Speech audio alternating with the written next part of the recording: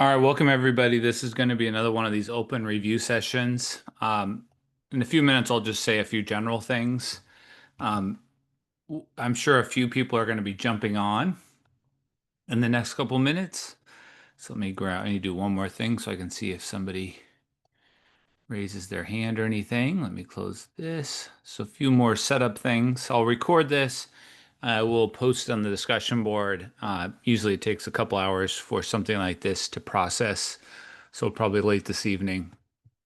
But for now, I'll say a few general things. For now, I'm gonna kind of take a look in the chat. Looks like a few questions have been asked, and we'll sort of see where this takes us.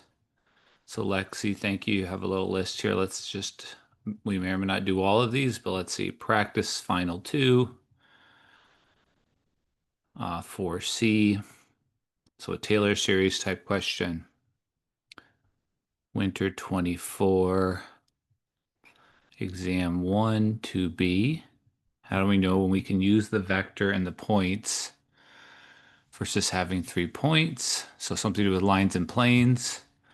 Uh, Winter, I'm just going to kind of make a note. O2, 3B. How do you get U in the last two lines? Just make a note. And I'll try to let me just see here. Fall 21. Probably a final. 8. Okay. I think those were Lexi. So just getting a little sampling of what everyone's asking. Spring 16, 9A, test prep 4 and 5.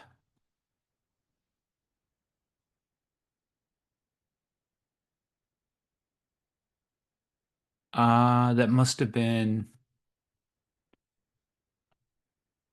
actually so spring 24 final 8C. This must have been a final too. Winter 16 final 7C.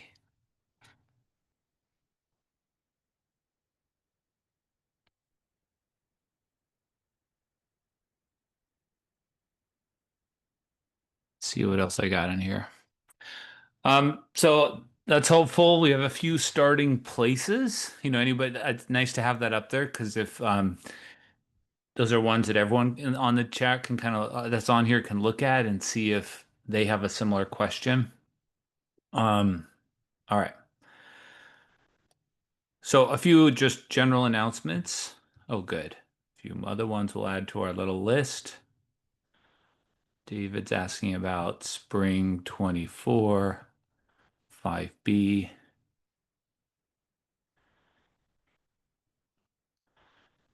Spring.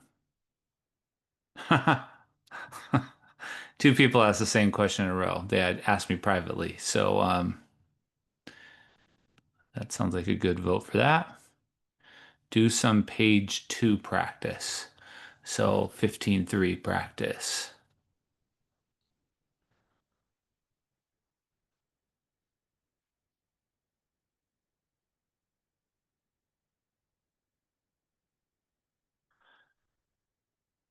Okay, that's a nice little collection of things, and we'll kind of um, I'll jump kind of between different people's questions and then see where we want to go.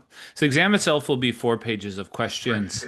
The first page will be about lines and planes. Might have a few parts. You may have to do a cross product. So some of the advice I posted today was more about strategy. If you feel comfortable with the tangent, the error bounds, and Taylor series, you might make sense to do this first. I'm going to keep the order the same as I've listed there because that's what I promised. But I do realize that probably the most computational part of the exam will be somewhere near you'll have to compute a double integral. I feel like I probably shouldn't do That this. doesn't necessarily have to take a long time, but maybe this helps in your planning. I don't think page one is that computational, but sometimes maybe if you have to think about it and do a cross product. So there's a few different challenges. So just think about your time. Do show up. Anyways, so I just had those few general. Any logistical questions, you can unmute, you can raise your hands before we get into particular problems. Oh, why does? Oh, Oh, sorry. William, are you talking? No, that's my bad. Why can't I hear it? Maybe I am sorry. I think probably everyone can hear you but me. Go ahead. Did you have something to say? Oh, no, it was an accidental unmute. Got it. Okay. But I think I had it on, the volume was muted, so I wouldn't have been able to hear you anyways. Um, okay, so we'll get started here. The only other comment is we can talk about that with Sabrina. I think that'll come up here in a second. So the other comment is just right before I started the meeting, I flipped through a bunch of old finals just to find more examples. So I found an example on a final of finding the equation of a plane. I'm not saying that that's necessarily a particular problem to look at. I've provided other resources, but I thought I would have a few ones at the ready. I found not as many finals have double integrals about polar because usually that's on exam two. I found one that was there and another one. So I have a few problems we could do, but I'll save those kind of if there's time. I found a few old finals that had to do with Taylor polynomial, error bounds. So I have and a couple Taylor series. So I have a few extra if we're looking for a topic. Um, but let's try to like hit a little bit of each thing. I mean, I've gotten lots of questions about Taylor series and Taylor polynomial, so maybe we start there for a little bit and then make sure we then do some double integrals. That's my rough plan. Um, so let's see here. 4C. So this is going to be about Taylor series and Taylor polynomials. So let's maybe look at that. What exam did that come from? Lexi, do you remember the practice final? I don't know that I have that immediately open. Let me look and see. Practice final two. I don't know if you can It see came this. from spring 2024, Okay, spring 2024 final page then. 8. Spring 2024 final. Let's take a look. Page 7, page 8. Okay, great.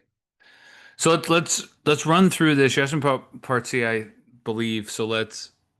This one maybe has come up in the chat a few times. So I'm going to do the first part quickly and tell everyone to consult the chat if they're stuck on this. But ultimately, I'm trying to use this series that I know, sum from k equals 0 to infinity, blah to the k, which is that geometric series. But in order to make all that work, I have to pull out a 16. I have to pull out a 4. I rewrite it this way. And luckily that ends up being just a 4 out in front. And then this I can get by substituting. Okay, so we're going to get the sum from k equals 0 to infinity of 1 over 4x squared to the k. So there's the pattern for the first series. And similarly, we can get a pattern for the second series, using the fact that we know the pattern for cosine is the one with all the evens.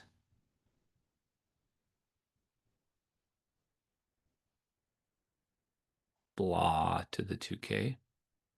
Usually I put like a z there or something, but that's just the location we're going to substitute in for. So that's what the page 4 will typically be about, using the known patterns. So I need to plug in a 2x right there and put a 6 out in front. So 6 cosine of 2x is this.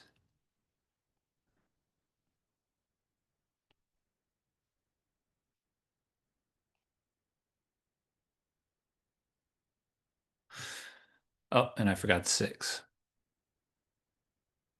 Any quick questions there? That's like step one of just directly substituting into the known series. We substitute into the known series for this. We substitute into the known series for this. I didn't do any simplifying or anything, so I just wanted to separate that from what I'm about to do. I need that to help me with the other parts. Okay, the rest is kind of house cleaning. So this is the same as 1 over 4 to the k. I think there's a question on the discussion board.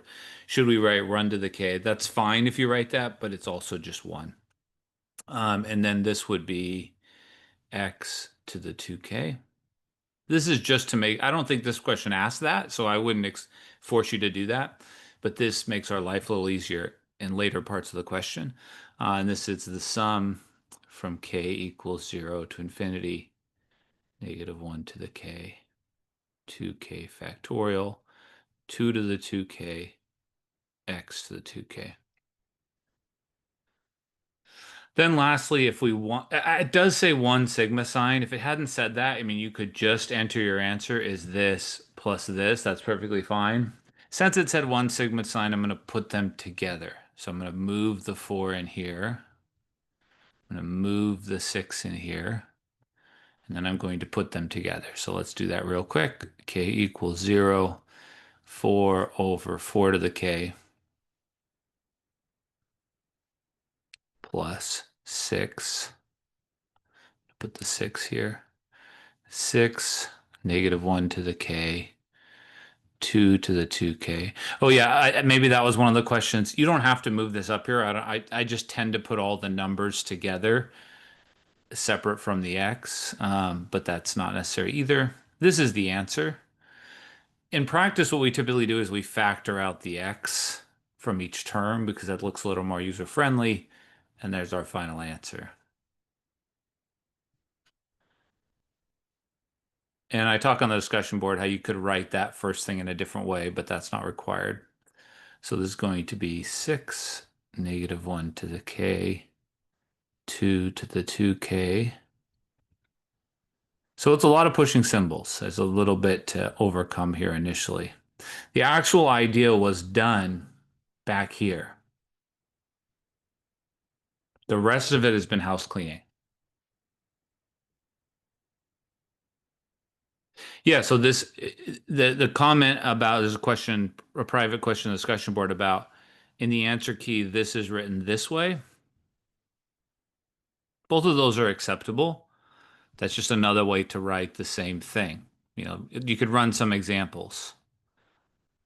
What is this? Well, this is the same as 1 over 4 to the 6th. What is this? Well, this is the same as 1 over 4, sorry, 1 over 4 to the 9th. What are they doing? They're canceling one of the 4s. So in general, you could write 4 over 4 to the k is 1 over 4 to the k minus 1.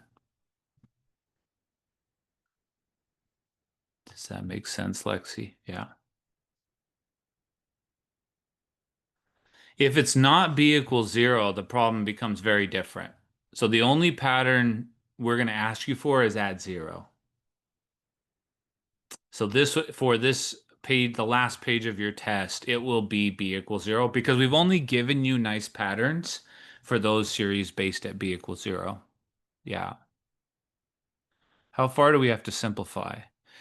Well, because this question said 1 sigma sign, you have to get to a place where you can put it in 1 sigma sign. So you do have to move the 4 inside and the 6 inside. This is perfectly fine. This is also fine. I don't, even this simplification doesn't have to happen, but usually you need to do it before you can do other parts of the question. So yes, I'm not picky about that. I want the right substitution. That's what I'm looking for. Okay, let's answer the other pieces. So again, the question really was done up here. So that's the understanding piece. Everything that happens after that line is simplifying and putting them together. There's not actually any sort of higher ideas happening there. Let's go to the next part. Erase this extra stuff we got here. Okay, interval convergence is always a really fast question, but you are going to have to think about what you substituted in because this has a restriction. This only makes sense. When I say a restriction right here. These two things are only equal if the thing you plug in is between -1 and 1. These two things are always equal. So in order to use that, basically the question is asking, how do we modify that interval of convergence? And sorry, I have this message at the top of my screen there. I can't get rid of it. I have to update, but I didn't want to update today because I was worried it would mess up what we're doing. I'll update after this. But anyways, I have to think about what I plugged in for Z. So what I plugged in for Z was this. So the interval convergence is I need to have this between -1 and 1. And just to sort of complete the picture, and I need to have, let's see, what did I plug in here? 2x. 2x between -infinity and infinity. So the question is asking you is to simplify that. Where do those two things overlap? And this one simplifies to, well, you could do it in two steps. This simplifies to -2 less than x is less than 2. And this simplifies to -infinity less than x is less than infinity. So the question is, what values of x satisfy both of these? And that would be when x is between -2 and 2. For the question itself, you just need to write this. I just was explaining.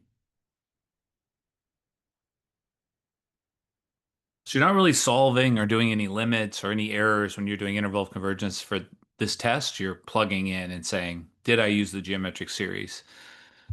What are the restrictions? The last question which was being asked was to use our pattern. So I will have a question that has something to do with using our pattern is how I'd classify this. There are like 3 different ways, if you look at old exams, that instructors ask about using the pattern. Because I feel like you could do, maybe at some point, kind of do this symbolically and have no idea what's going on.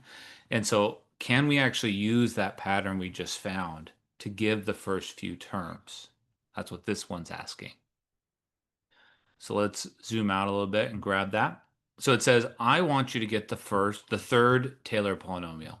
So that means it wants you to go all the way up to the third power. And then I want you to replace the function with that and integrate that instead. So this is a much more practical use of this. So this is saying if somebody for some reason was asking you to do the integral of that terrible function they started with, that's not that bad. 16 over 4 minus x squared plus 6 cosine of 2x. And on the given day, you were not wanting to use partial fractions or something. And so what we're going to do instead is replace this with the third Taylor polynomial, which is going to look something like this.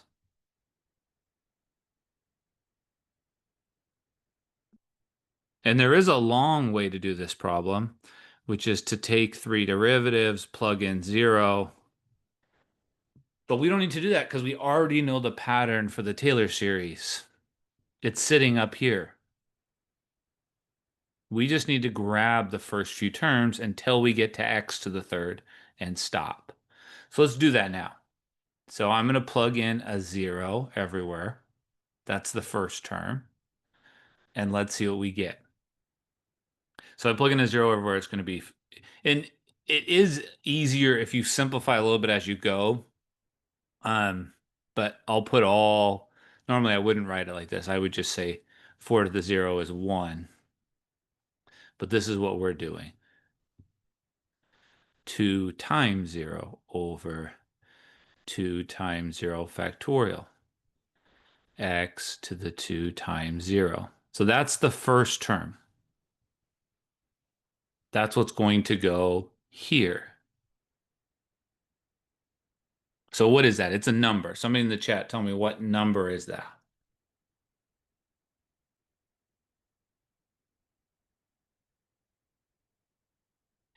So I'm looking for a number here.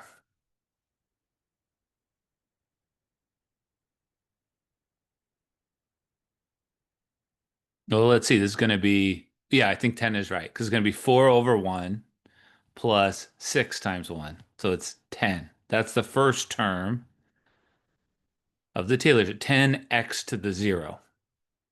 Okay, let's do the next term. So this is how you can think about that stuff we've been doing with the Taylor series. We have built up the general pattern. So now we're going to do plus, and the next term is going to have an x to the 2 times 1. And we're going to stop. We have to keep remembering, we don't need to go past x to the third. But that's going to be an x squared, so we should include this one. Notice it skipped x to the first power. That must mean the coefficient of that's 0. But we didn't have to really think about all that. So now I need to plug in a 1 for all the k's. 4 to the 1 plus 6, negative 1 to the 1, 2 to the 2 times 1 over 2 times 1 factorial. So tell me that number in the chat. I want to know this coefficient. This is going to be plus or minus, I don't know yet, x squared. But I'm asking what is the number?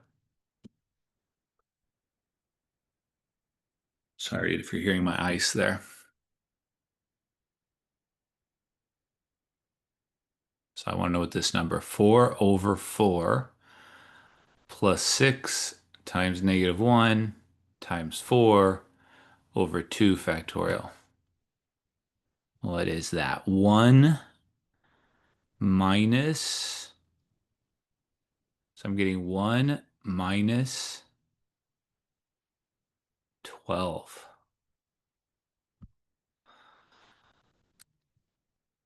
Because I canceled the 2's. So I'm getting negative 11. So that's what I mean by a question that asks you to use the pattern. And somebody was asking at the beginning about a different type of question that asks you to use the pattern.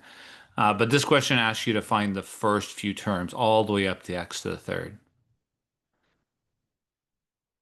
And normally I wouldn't have written all that out. I would have just said, this is 4, this is 6, this is 10. So you don't have to write all this. This is just me explaining what is happening in my head here as I'm calculating what happens when I plug in 0 to all those spots. Okay, this feels like it's going to go on forever. So what happens when we plug in the next one? So let's keep going. So this was when we plugged in k equals 0. This is when we plugged in k equals 1. Now if we plug in k equals 2, does anyone see what happens? So if you plug in k equals 2, you get x 2 times 2. And at that moment, what should we do? The moment we see that this is x to the fourth. So you have to remember what the question's asking. The question said, only go up to the third Taylor polynomial, which means only go up to x to the third. So the question was saying we can stop.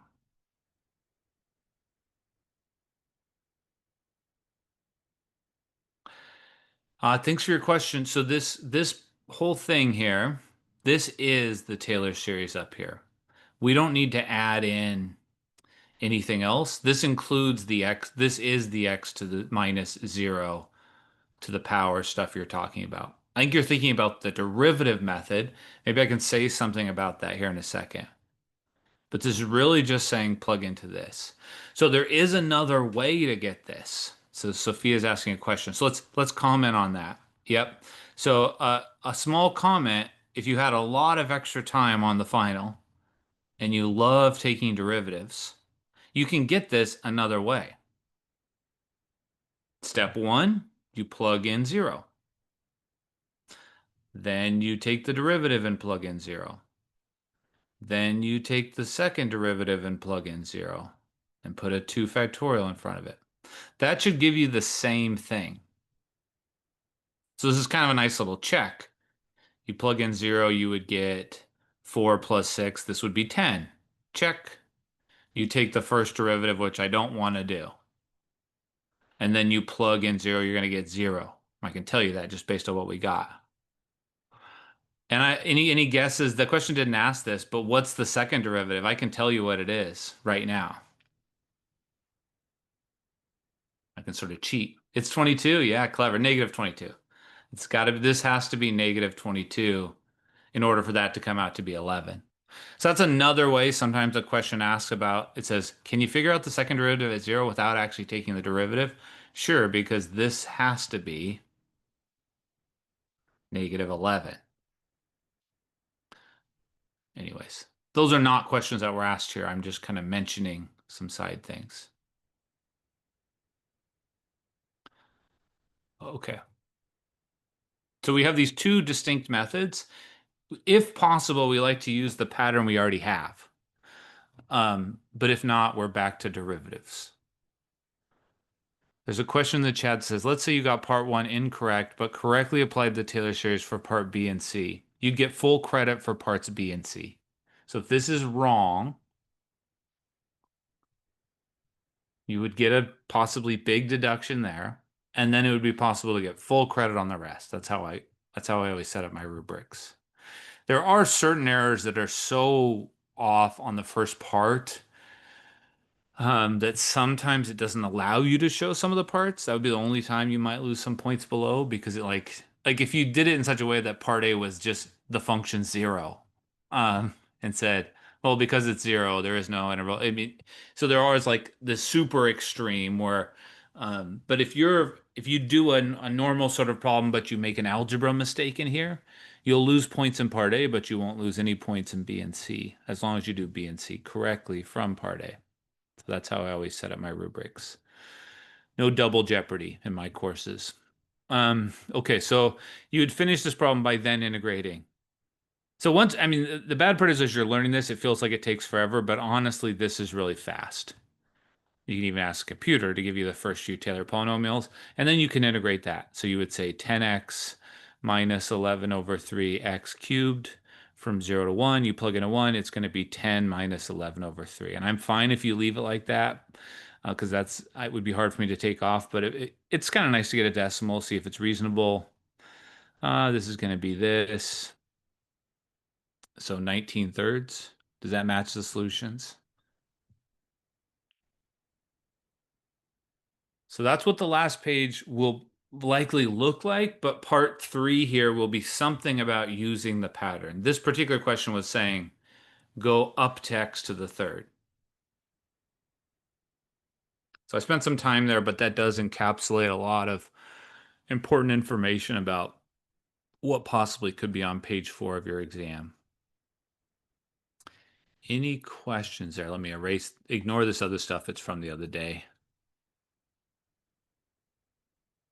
Any lingering things there? Because that hits a few different things that were asked in some of the other questions, I think, as well. Good. Can we move forward?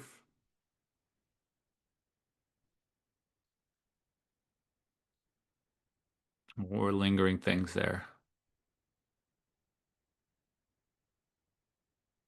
Somebody give me a thumbs up and I'll flop back to the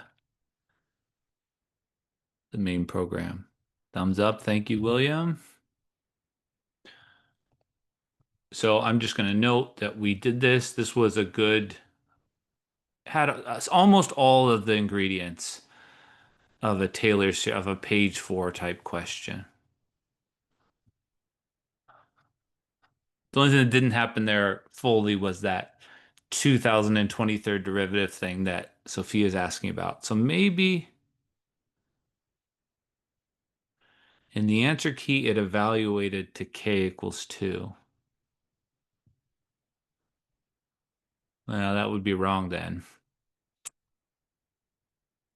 So the third Taylor polynomial only goes to here. So I think we'll just leave that rather than go trouncing around through there, but you would only go to here. Now k was 1, but the exponent was 2 because when you plugged in k equals 1, you got a square. Okay, let's look. I think this might be on the same theme. I suspect. And so I might just hammer this home and then we can move on. Maybe after we do this, we'll have done 2 problems. I might be wrong, but I think we'll have done 2 problems from this topic. And I know a couple of people in the chat said they wanted to see something from here. So maybe we'll try to find a double integral next. But first, let me look at Sophia's question. Spring 2016, 9A. I might have to actually pull up the archive.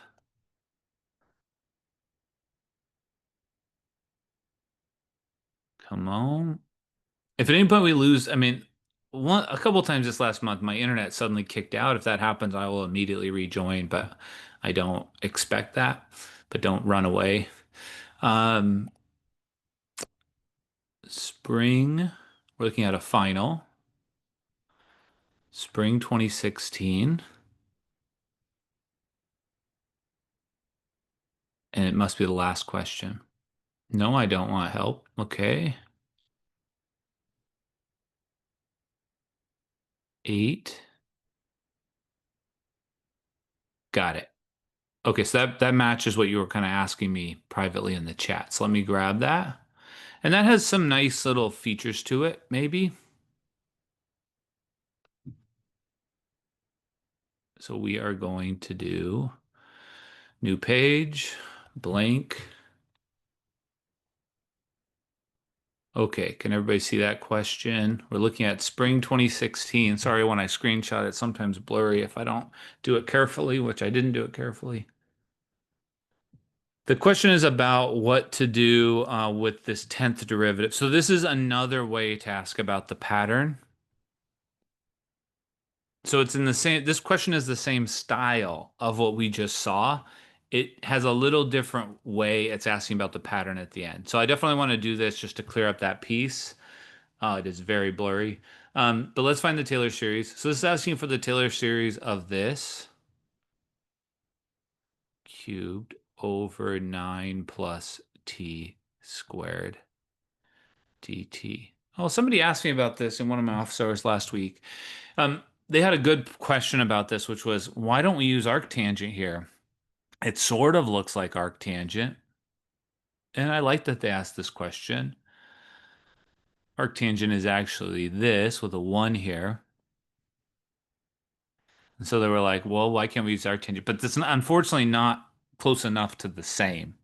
Like if the integral of this is not arctangent, I don't know what it is. I'd have to do some work to figure it out. So to me, this all collectively, I don't know what the pattern is for it. So the goal of this question was to find the Taylor series for what's inside and then integrate it. So let's take what's inside.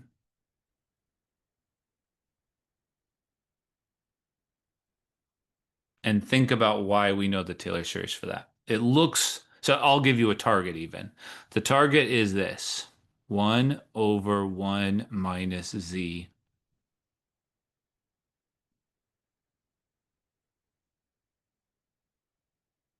And you don't need to write this part. I tend to always write the first few terms over here just for understanding. But this is all you need to write, really. Okay, so my entire job now switches to what goes here. And even though this really doesn't look like that, we've learned a couple tricks to make this look like that. So go ahead and try that if you haven't yet on this one. Try to give the Taylor series for this and see if you can clean up the notation.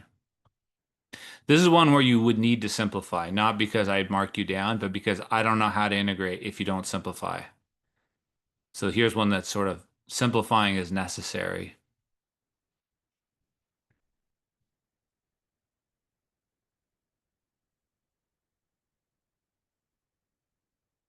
So it's an interesting little collection of challenges here. So I would immediately factor out this, just rewrite my fractions times 1 over 1. So that's how we get rid of the t cubed and the 9. We just factor it out. But then I got to make sure whatever I write is actually the same. So the next thing I would write is plus 1/9 t squared. And in my head, I always re-expand. So I'm always thinking, okay, if I distributed that 9 and I distributed this in my back where I started. That's how I always do algebra. I kind of do it, and then I think of it, but is it the same? And then I move forward. Okay, so that was that first piece. So we sort of made some progress. We got the 1. We got the 1, but we didn't get the negative. But we have a standard maneuver. It's all just algebra to funnel it through this thing we know. Okay. Any questions about that piece? And then we'll put it in. So I'm going to write this. I'm going to write this times 1 over 1. Now I'm going to write minus 1/9 t squared. That's what I'm going to put right here.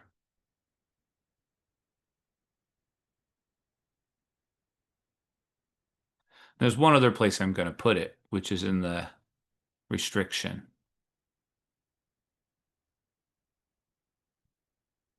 So let's do it. Let's replace all of these and this and that and this and that by -1 over 9 t squared, -1 over 9 t squared, and all of these spots, -1 over 9 t squared.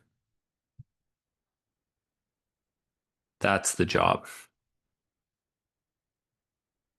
Okay, now I'm going to kind of clean it up and just show you what I would have done here. So I would have written this equals this equals t cubed over 9 sum from k equals 0 to infinity of -1/9 t squared to the k. So going back, I would have done that right from the get-go in the problem.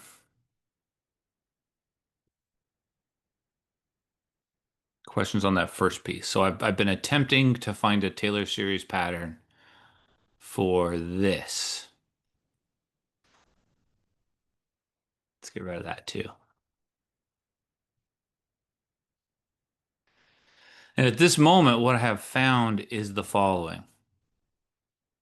So again, you don't have to write what I'm about to write here, but I'm going to write it for effect.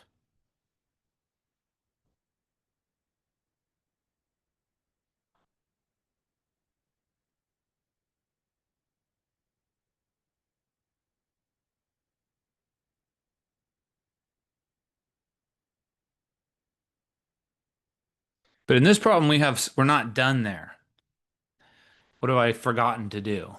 So I have found the Taylor series for this, but the question wasn't asking for the Taylor series for this. What did I forget to do? Yeah, I haven't integrated yet.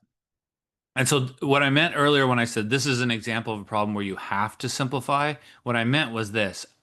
If I have to integrate a polynomial, I don't like integrating polynomials that look like this. 1 over 9 t to the third, 1 minus 1/9 t squared, plus -1 over 9 t squared squared. We don't have a good way to integrate something like that directly. You have to expand. So even if it's just a polynomial, we encounter that. So here is an example of something where we have to simplify or we're not going to be able to integrate to find the pattern. Okay, so let's simplify. And that's why I've been trying to get you in the habit of doing this. So I'm going to rewrite it as t cubed over 9 sum. Sorry if this is, I know the question was about part 3, but I've been getting a lot of questions about this. So I'm separating a few things here. I decided to put the -1 on top. You don't have to do that. But I wrote -1 to the k, 9 to the k, t to the 2k. That's me simplifying what these would look like. This would be -1 squared, 9 squared, 2 to the 4. This would be -1 cubed, 9 cubed, t to the 6th. That's what this is. And the next question I want to ask is what happens when I distribute the t cubed, which I still need to do if I'm going to integrate. This becomes the sum from k equals 0 to infinity, -1 to the k, t to the 2k plus 3. And this is a 9 times a 9 to the k, but you can write that as 9 to the k plus 1. So if there's a question about that, just a small example. This is the same as this. This is the same as this. And this is the same as this. If you never simplify also, it gets really unwieldy. This is a much better answer.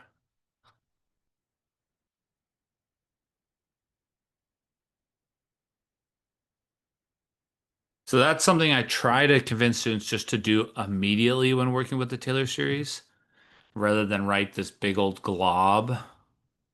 This is a much more user-friendly version. Because now we can integrate in one step. So the end of this question says, what is the integral from 0 to x of t to the third 9 plus t squared dt, dx, sorry. No, it's dt. What's wrong with me?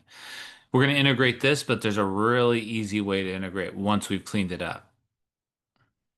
Everything stays the same except that. It's integrating a polynomial. So if you think about this, that's all we would be doing when we were integrating, is we'd be integrating things like this with stuff in front of it. So you have numbers here. You'd have a number here. You'd have a number here. But whatever those numbers are doesn't change the integration. This would become t to the fourth over 4. This become t to the 6th over 6. This become t to the 8th over 8. Or in general, the pattern is going to be add 1 and then divide by that same number. And everything in front of it of each term will stay the same. It's nice to integrate Taylor series. So big picture, this is all that happens when you integrate a Taylor series. Whatever the power is for the variable will go up 1. You'll also divide by that, and everything else will stay the same. Now, I did one little not incorrect, just I didn't quite finish it, because the question is not saying integrate, it's saying evaluate then at 0 and x.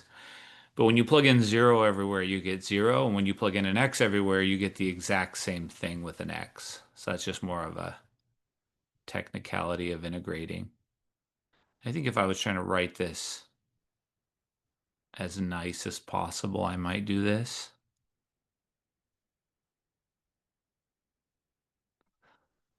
Okay, we made it. So if you're kind of following my best practices, you would have done this. You would have immediately simplified. So I would have in the next step written this and this, and then you would integrate it. So it's really like a 4-step problem. The rest of it was me explaining.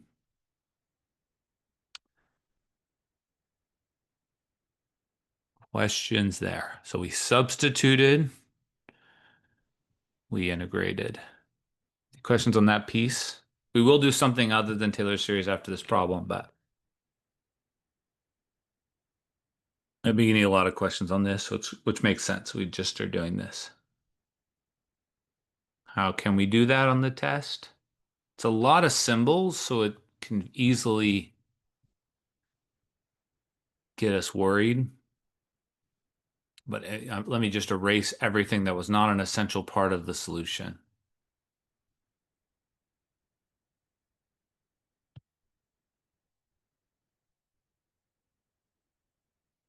So that's what it would look like. And in general, I wouldn't even have written this step. I would have just gone straight from here to here. Okay. Do we want to see the interval of convergence? It's a really fast question, so we might as well do it.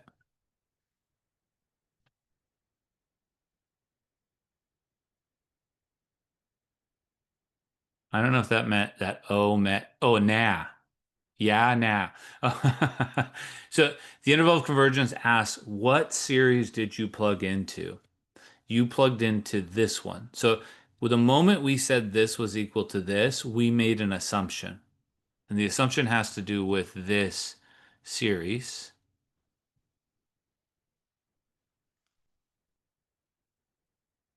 And there's an assumption attached to when they're equal, and it's this assumption. So the interval of convergence question is asking, what did you put in this spot? So let's go back and look. Oh, it's right here. So the thing I put in this spot, the input to this was -1/9 t squared. That is it. Now, I do want you to simplify that into a more user-friendly form. So maybe just quickly in the chat, tell me what that simplifies to. And that would be this is all you would show for work in this part of this question. You would write this, and then I'd just write the final answer. So tell me in the chat what the final answer is.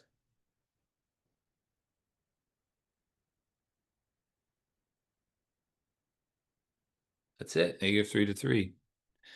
Sometimes people get hung up in the technicalities of working with inequalities. Yes, if you multiply everything by -9, it flips the direction of the inequalities, but flipping the direction of the inequalities is the same as saying this. Sometimes people say, well, you can't take the square root of -9, which is true, but there are two solutions for when the function's equal to 9. So this alone leads to -3 is less than t is less than 3. But you can always go back and test it. Okay. So the actual original question was about the last part, but it's really hard to do it without having done these other parts. So last part asks for a particular term. So instead of asking, so let's maybe use this problem as a discussion of the three ways we can ask this. So at the end of this problem, we have the following function,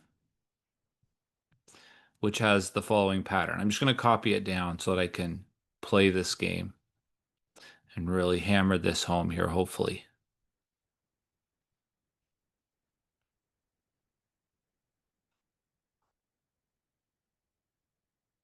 Okay, let's remove everything else maybe from our vision here for a moment. There are three ways I can ask about the pattern. I could ask you to give, let's do all three. First question, what are the first, this was not what the question asked, but the first two non-zero terms? That's one way we could ask about the pattern.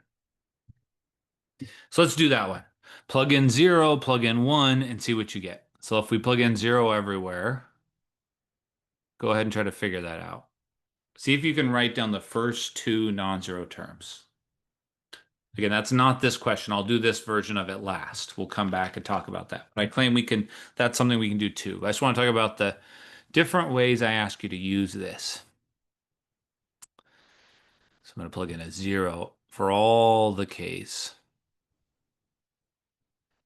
You get better at this with practice. So plugging in 0 for all the k's, it's going to become 9 to the 1 times 4. Yep. 1/9 times 4, x to the 4th. That's the first non-zero term. And that's what you get when you plug in k equals 0. Now let's plug in the next non-zero term. We'll plug in a 1. So it's going to be a -9 squared times 2 plus 4, which is 6, x to the 6.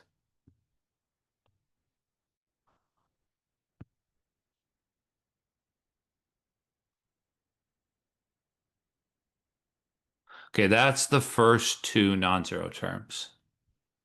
Questions on that piece?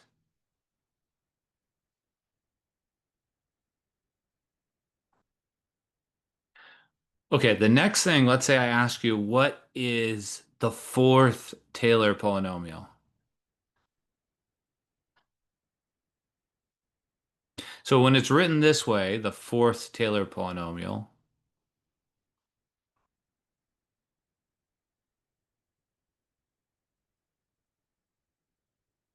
what it means is everything up to x to the fourth.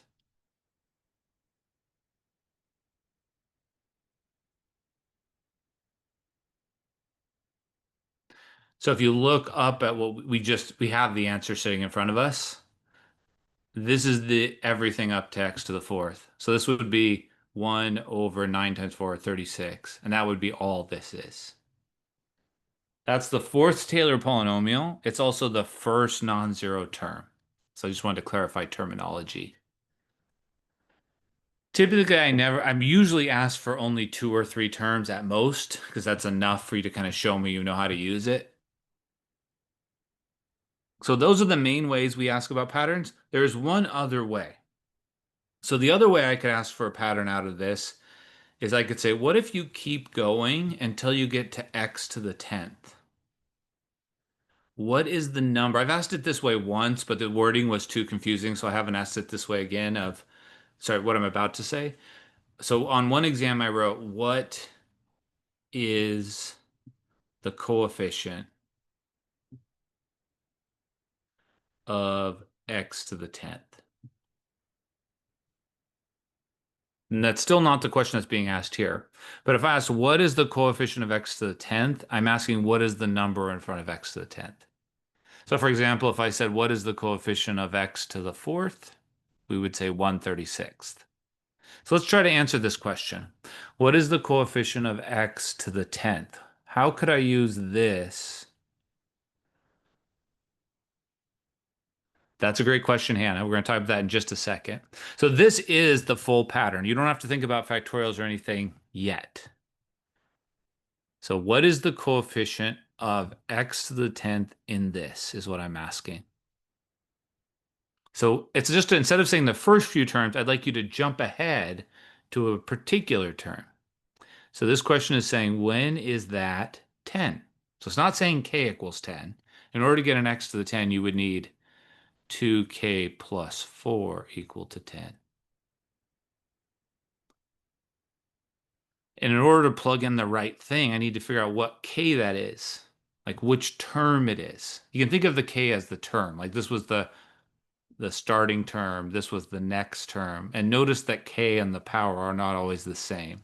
Yeah, so you solve this. So the short answer is the moment you see something that's referring to a 10th derivative or a certain term, you're going to have to figure out when the exponent is equal to whatever they're asking about. And then once you know what that is, you can plug that in everywhere. So they really were asking about when k was 3. So now we're going to plug in a 3 everywhere. Let's see what we get. So if we plug in a 3 everywhere, we get -1 to the third, 4 to the third plus 1, 2 times 3 plus 4. So altogether that would be -1, 9 to the fourth times 6 plus 4, 10, x to the 10th.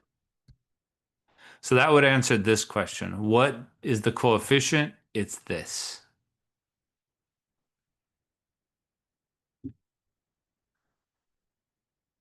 Now to finish it all off. This question was saying, hey, we could have gotten that another way that we really don't want to do. Yeah, so the other way we could have gotten that is we could have started taking derivatives.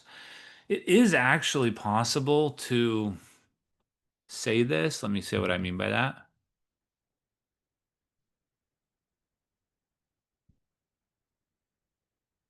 So this one is small enough that maybe it's possible. The first derivative actually would be x to the third over 9 plus x squared. The second derivative would, no, it's not really possible. Second derivative would require a big quotient rule. The third derivative and so forth. We don't want to do that. That's not what it's asking. But it is tying this in with the other way we could have done this problem. And the other way you can do any Taylor polynomial problem is this way.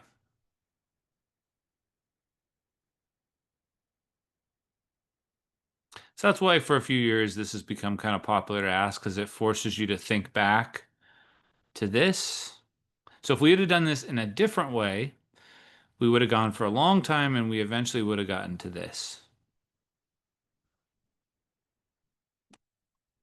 And the thing sitting right here would be the 10th derivative at 0.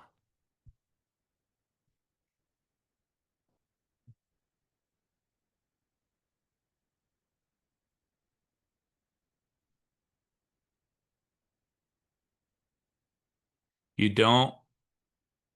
Yeah, so we're connecting these two. I may need to say this again in a different way in just a moment, but let's finish this problem here because I see the question that's popping up. In order for me to fully answer that question, I need to do a smaller example, I think. But in this problem, the way it finishes is you say, this is the coefficient, and this is the other way we could have done it. So this is what we got from our pattern. This is what we would have gotten from our derivative. Those two things have to be the same.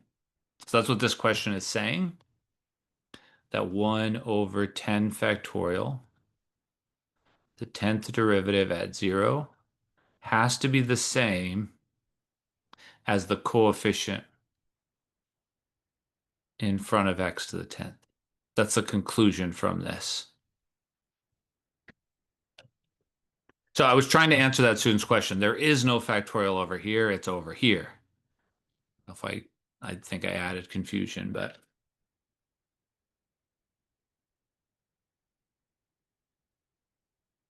So then the final conclusion is the 10th derivative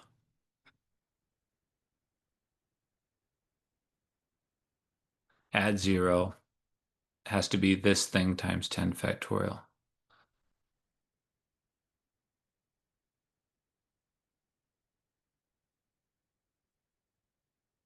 I think I have a few of those posted. Ooh, yeah. Uh, but the different types of questions are, give me the first few terms, give me the term up to a given power, or give me the 10th term.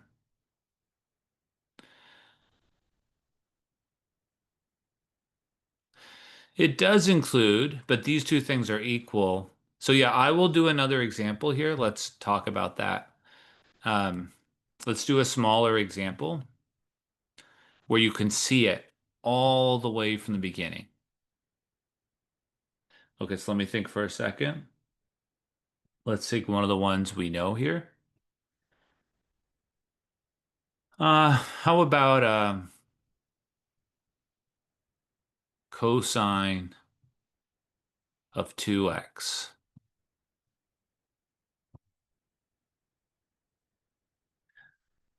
And let's talk about the two different ways. So we're just going to spend a moment here because it's not a big thing that's happening, but let's talk about it.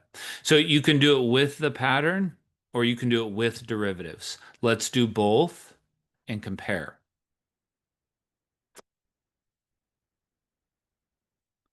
And that will still be good practice. I'm just sorry we're spending a big chunk of time here. Okay, let's do it with derivatives first. What are the derivatives? We'll try to very quickly hammer this out.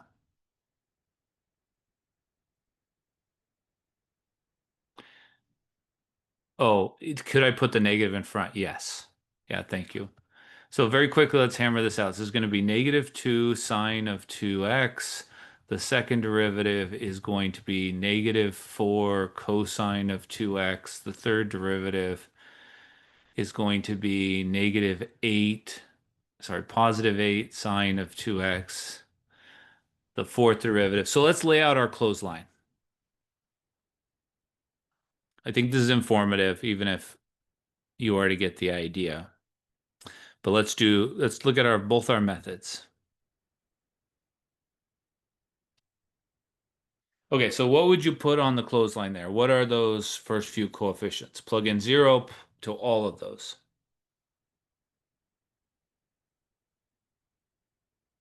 And then I'll immediately do it with the pattern. So this is the derivative method. This will be the pattern method. And at the end of this, I think I will hopefully have cleared up what the question was about the previous one. So plugging in a 0 here, you get a 1. Plugging in a 0 here, thank you, you get a 0. Plugging in a 0 here, you get a -4, 0. So it starts 1 minus 4 over 2 factorial, x squared. I think I'd like to go one step further because I want to have a few examples. So the next one would be 4 factorial blah to the 4th, and I think it's going to be 16. So you're going to have plus 16 over 4 factorial x to the 4th. And you can see when you look at that, the derivative is sitting there. So let's kind of circle the derivative. The derivative was -4. The derivative was 16. Okay, that right there is the fourth derivative at 0. That right there is the second derivative at 0. Okay, now let's use the pattern. So the pattern for cosine is this. Cosine of z is the sum from k equals 0 to infinity, -1 to the k, 2k factorial, z to the 2k. And we would plug in 2x everywhere. So let's do that. So cosine of 2x is this, the sum from k equals 0 to infinity, -1 to the k, 2k factorial, 2 to the 2k, z to the 2k. Sorry, not z, x.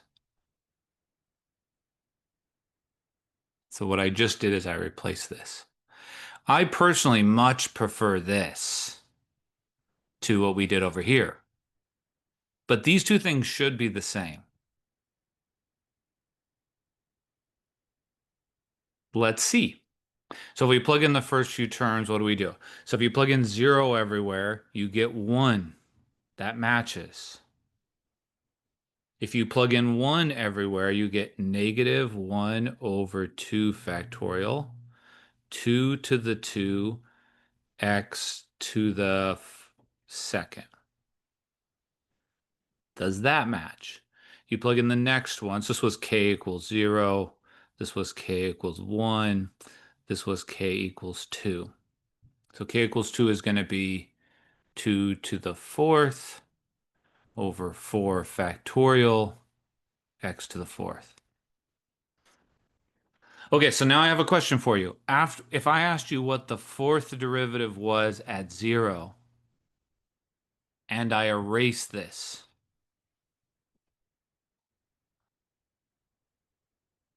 yes. So the Taylor series spits out the entire thing. You don't have to think about the factorials. They're already there. So this has everything. This spits out the Taylor series. You don't need to think about factorials. Everything is there already. Yeah. If you're trying to think about where things came from and somebody said, "What is this?" you have to know how to read it off. So when you look at this, you have to go, okay, now what part of that is the fourth derivative? So what you would say here is, well, that came from doing 1 over 4 factorial times the fourth derivative equals this thing. And so the fourth derivative has to be 16. That's what we did in that problem before. So these problems that ask for a particular derivative are saying whatever the derivative they're asking for divided by the corresponding factorial has to be the entire number in front of that power. So then you use the pattern to find what the number is in front of that power. So let's go back up and look. So when this said, what is the 10th derivative? The thought process is 1 over 10 factorial times the 10th derivative times x to the 10th has to be the same as whatever x to the 10th looks like coming out of this one, which we could figure out.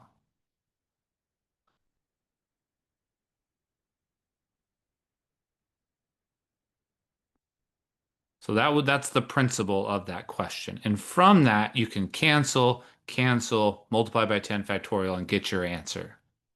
This is negative 10 factorial. Okay, so let's go back and do a separate thing.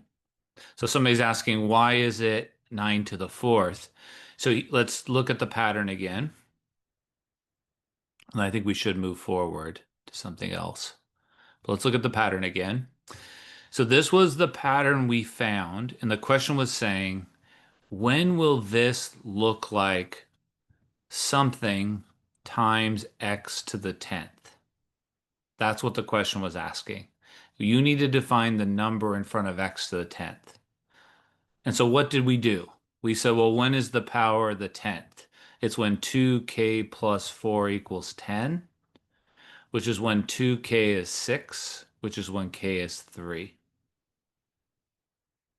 So the only way this can be 10 is if all of these, there's a plus in there, are 3. And so we had to plug it into our pattern, negative 1 to the 3, 9, 3 plus 1, 4 times 3 plus 4. That's where I got the 9 to the 4th and the 10 and the negative 1. So if that's kind of a long comment to say there's only 3 ways that we typically ask about this pattern. We either ask for the first 2 terms, or we ask for up to a certain power, or we ask for a specific power. Different ways to sort of ask about the pattern we found. All right, sorry that was so long, but let's look at something else. Ready for something else. So we did these two in quite a bit of detail and had kind of a general discussion. Hopefully I didn't confuse people more. I would like to look at some double integral. Was this a double integral, David?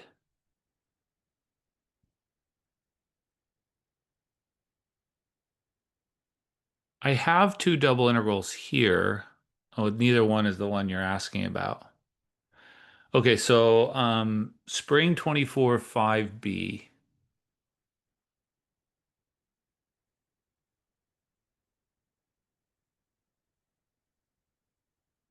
Okay. Write a double integral for the volume below the cone and above this. So I'm gonna do a little executive decision here. I think the curve you get is a little messier there. So I think before we jump into that, we can come back to it.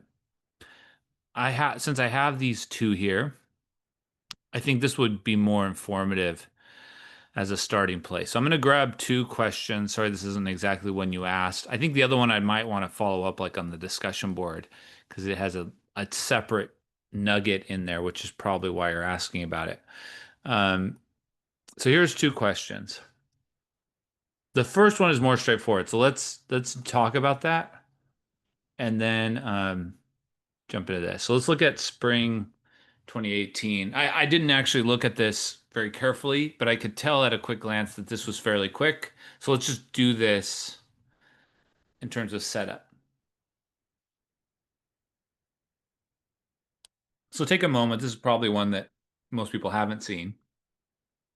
Spring 2018, find the volume underneath this and above this region. So this is a little more of a softball, but let's see what happens here. So there's step 1, below the surface. Step 2 is the region. Got it, lovely. So you have to interpret what this is saying. x is greater than 0. That would be all the stuff over here.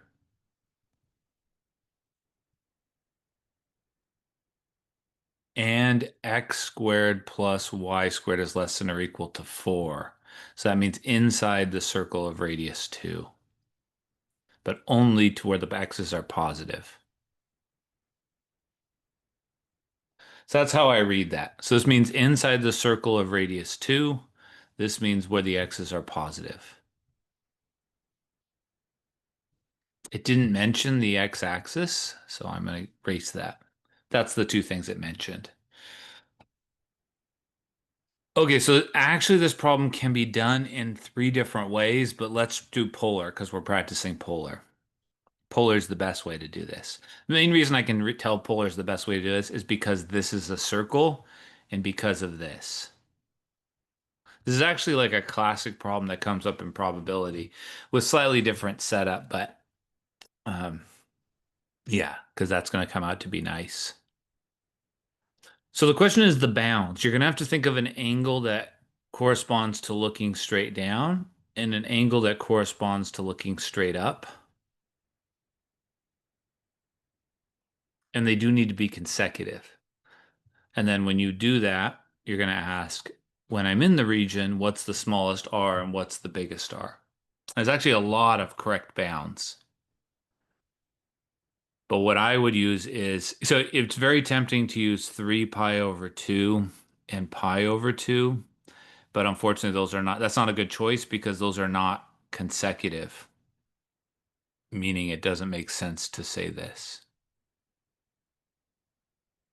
So you either have to say, and several of you are saying it in the chat, you either have to say this, which is fine, or you can say this, which is also fine. So both of these would be acceptable bounds for the angle. But I would do negative pi over 2 to pi over 2. And then based off of theta, r goes from 0 to 2. And then it's e to the r squared, r d theta. So that was meant, I just thought before we get into something more, that's more of a softer problem in terms of start. Now, if you had to integrate, this is why there will be something you have to integrate. How would you integrate that?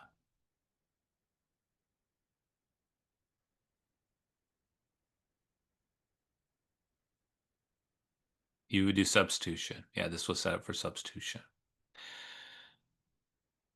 R doesn't go from -2 to 2 because -2. So the angles we're looking at, there's ambiguity always in polar. You have choices to make, but I'm considering what happens if I look this way? What happens if I look this way? What happens if I look this way? Those are the angles I chose. Negative pi over 2 to pi over 2. For each one of those directions, then we're saying, how do I want to walk? And for all of them, I want to walk forward. So you don't think of R in terms of the X and Y as being positive or negative. You think of them in terms of how far away from the origin are you walking. For everywhere in there, I'm walking from 0 to 2. If you wanted to be really goofy, you could have it be positive in one area. So you could do like 0 to pi over 2. This is a real goofy comment. You could do e to the r squared r dr d theta. That only corresponds to this region here. And then you could do the following. Please don't do this. But you could do pi over 2 to pi, the integral from -2 to 0. That would also be correct. And then you could add those two together. I don't know why anyone would ever do this, but that's also correct. The first one is looking this way and going from 0 to 2. The second one is looking this way, but moonwalking back here.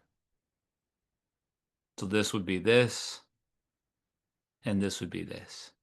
Generally, when I have a choice, I avoid at all possible using negative r's. But you could. But you'd have to be looking the other way.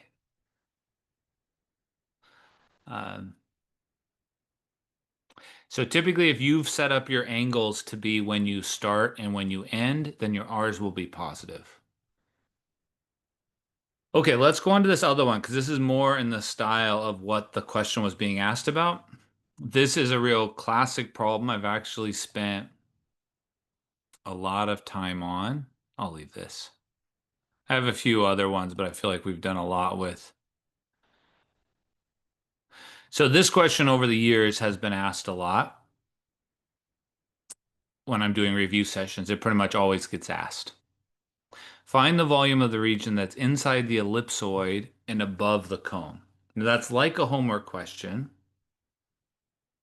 And it's sort of like the question you were asking me, but this one only involves circles. I think the question you're asking me from that old test, you end up getting a cardioid for one of the curves. I might be wrong. That's what I'm worried about, is then we'd have a longer discussion.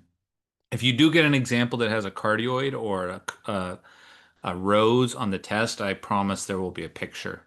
Um, so anyways, let's look at this one. So to find the volume inside the ellipsoid and above this cone. So there's more going on here. And there's kind of a long calculation. So this might be a little long as stated for our test, but there's some good principles at play. So if you just follow my advice, you would find the z's. There's a z here, and there's a z here. One of the z's is already by itself, so that's nice. One of the things I'm going to do is the volume under this cone.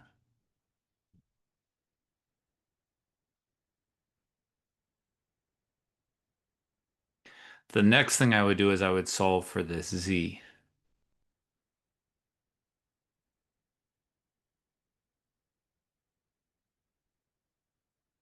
So z squared is this over 4. And then I would take the square root of both sides. So I'd go, oh no, I have to do this too. The square root of 25 over 4. I should have factored that fourth out. So here's a messier looking problem, but the same principle. So we're doing the part of the fact, I think sometimes the fact that it says cone makes people think they can't do the volume under it, but we can. So that's step one. Step two. So once we've solved for z, unfortunately we're between two surfaces. So in our mind we have a surface and another surface, and we're finding the volume between them.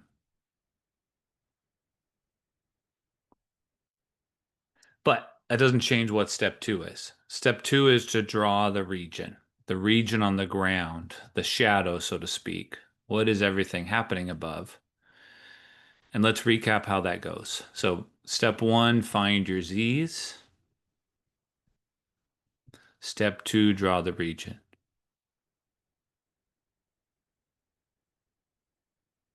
Normally, drawing the region involves drawing any given x and y bounds, but there are none. So there's another thing we do. So what's the next step here?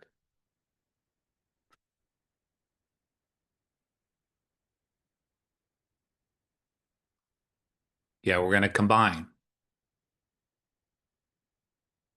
Excuse me for crunching the ice there. So we are going to find when these intersect.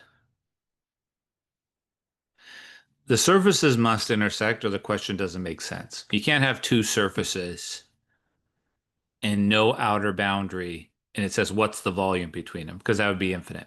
So there has to be either some bounds that we give you so that there's a volume between them, or they must run into each other, which is what's happening here. They run into each other. So let's find when they run into each other. They run into each other when x squared plus y squared plus 4, and I'm going to substitute this in, is x squared plus y squared. And altogether that ends up being 5x squared plus y squared. So you get x squared plus y squared equals 5. And there we have it. That's our region on the ground.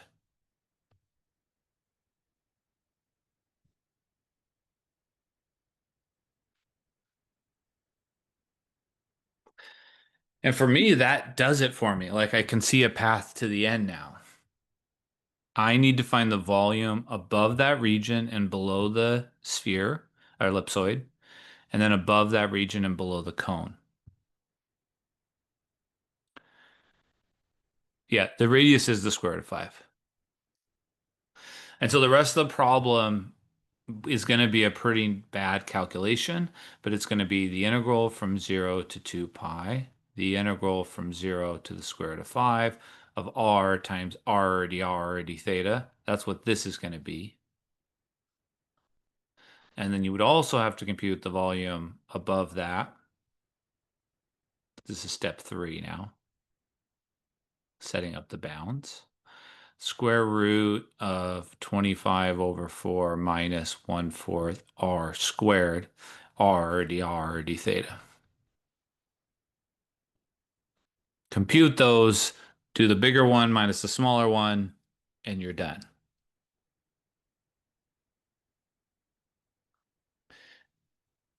The reason I wanted to mention that particular one, so just a very small detour, I know I'm going too slow as always, um, is I have to show you something here. This is not it's going to be quick. So if you go to my calculus visuals, I had a student 2 quarters ago that told me this problem really bugged them. And so we made a 3D print of it. So this is sitting in the Math Study Center if you want a 3D print. And then that student made a video, really good video, completely solving this problem. So I'm going to throw it in the chat for everybody if you're curious. So you can see what a former Math 126, how they solved it. There's no talking in there. But they did this. Made it full screen. I don't know if you can see it. Can you see that? Yeah, so this is this exact problem. It was an experiment with this online thing people make. So he said, here's the ellipsoid. Here's the cone.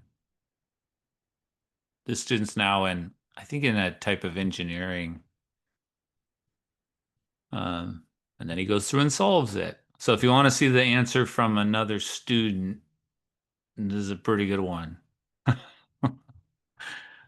haven't quite, I was going to at some point this summer look into using this a little more, but find the intersection of the surfaces. But I just am so pleased that it's an explanation from another student. That's what we just did. That gives this region on the ground. How did he animate that? There's that intersection. Did he move it to the ground? I can't remember. He called it cylindrical coordinates, but it's polar. Cylindrical coordinates is what we call polar in 3D. And I think he actually computed the final answer. He put it all together in one integral rather than two. Anyways, that's enough of that, I think. I just had to, since I knew a student, I would like to share that student's work. Michael Petta, I think, was the name. All right, let's leave that. And they do the calculation. I didn't mean to stop that. Oh, I'm still sharing. I just don't know how to exit the screen. Let's close this. Let's exit that. So you can play the game more later. Is it still showing that? Okay, we're back. Plop it to the ground. Yeah, he didn't plop it to the ground. So to the question being asked, that's the one we just did. The question being asked was a different one. And then I can get back to this one. So now with that background, Let's see if my worries were warranted here. So this is spring 24. I think David and one other person asked about this. Write a double integral for the volume below the cone and above the paraboloid. Okay. So I think it doesn't change how we're going to do this. I can tell you right away it's going to be, we're going to do the double integral of this. And we also are going to have to do the double integral of this. So it's unfortunately just a big problem.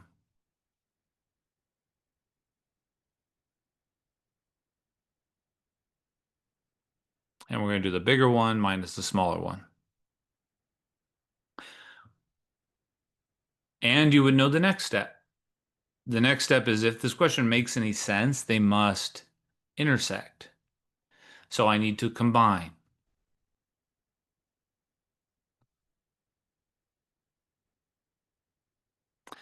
Does that come out to be... Oh, yeah. So that's what I remember is there's this added complication here that is not as nice. So I didn't want to do this first.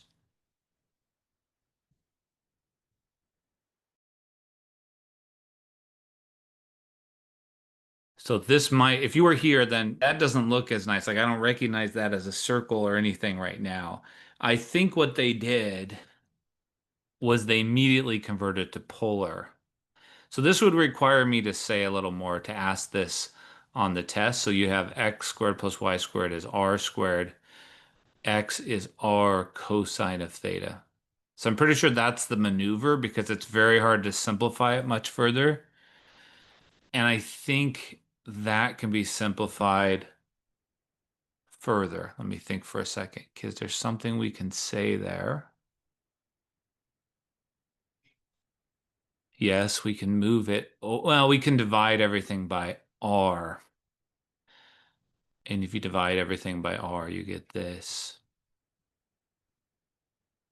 And so you get r is 1 plus cosine of theta. Yeah, so I can't quite ask this question because I've promised that if this happens, I would give you the curve. It's so anyway, so it's a this is a cardioid. When I plug in 0, I get 2. I think it looks like this. Am I thinking right? When I plug in pi, it's 0. Yes. This is 1. This is 1. So I don't think I posted this. I know I've made a video about this problem before. It's kind of interesting, but I can't quite ask it as stated because it's not as nice to find the intersection. That's why it adds complication. I think, anyways, if you're interested in that, it's a fun thing to look at, like the 3D picture you get, but then you'd have to give bounds for this. And the bounds are from 0 to the end. So I divided each of these terms by r. And so there was still a cosine floating around. To me, it's very hard to, when you combine the equations, it's hard to see how you're going to be able to simplify. And then I move the cosine the other side, yeah. So I think the bounds are 0 to 2 pi and 0 to 1 plus cosine. Oh, the question was just to set it up. I got it. I was going to say this is a huge calculation. I guess if it's just a setup, maybe that's a little better. I don't know. But it's the double integral 0 to 2 pi, 0 to 1 plus cosine of theta of r times r d theta. That's the volume under the cone. And then 0 to 2 pi, 0 to 1 plus cosine of theta. This is going to be r squared minus r cosine of theta. So I'm converting this times r d theta. Oh, I sort of remember this question. But it's because the region was a little worse. Yeah. It's an interesting visual, but I don't want to But that's why I started with those other two. The beginning steps are the same. The challenge was right here. And so I'm promising you won't have a cardioid when that, if and when that happens, but okay. So I took a detour, but I feel like we did hit quite a bit of the chapter 15. How do we know which integral will be the bigger slash smaller one without evaluating first? Oh, I know what you're asking.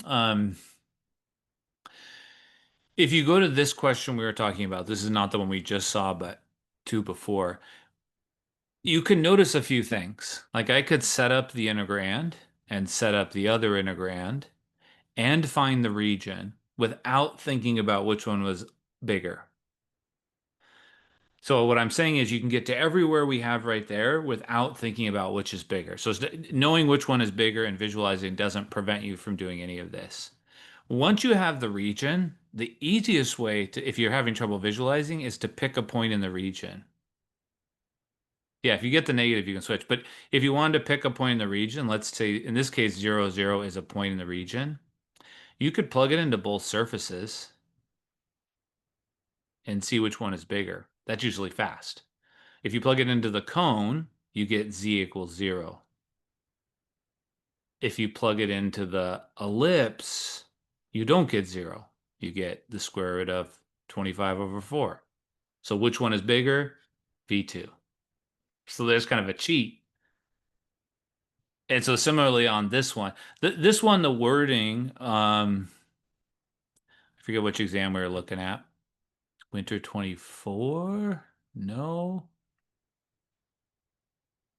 We were looking at winter 24, but spring 24. You do the same thing here, but they told you it was below the cone. So sometimes, the English language is bad. If I say I'm below something, then the something is above me. I'm below the ceiling. The ceiling is above me. So I remember students getting confused by that wording, but I think this word below was trying to help people out. Um, Below the cone is on top. But you could just pick a number in this region like 1, 0 and plug it into both. This would give you z equals 1. This would give you 0. This is smaller. So you can kind of sample your surfaces if you wanted to anticipate. Okay, that is good. So I feel like we hit a little bit of chapter 15 there, and we hit quite a bit of this at the beginning. Lovely. So I think we should maybe do either a line or plane question or a error bound question. And there's already some up there. So who would like to see line and planes? Can we do some line and planes just for old time's sake? Yep. This is probably a line and plane question, I would suspect. So I feel like we did sort of hit this. Sorry if I'm missing some. Lines and planes, that's this one here. So winter 24, question 1 to be or not to be. Winter 21. I have forgotten what I just said. Winter 24 to be.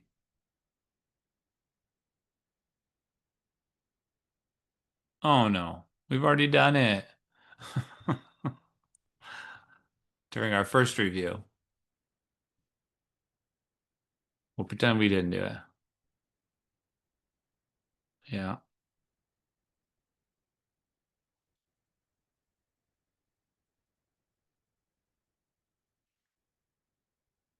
Okay, find the equation. So this is winter 24, exam 1. Find the equation of the plane containing the intersecting lines. I'm usually not as picky about form anymore.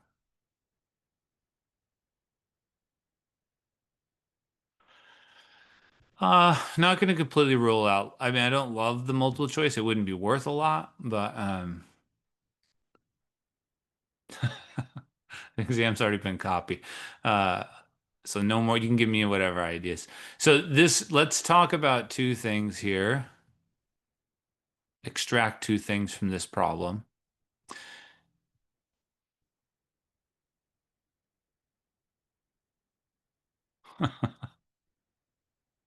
I didn't give any tips. I just said the exam's already been copied. So if you give me an idea during this session, the exam won't change. It won't be your fault. Okay, there are two lines.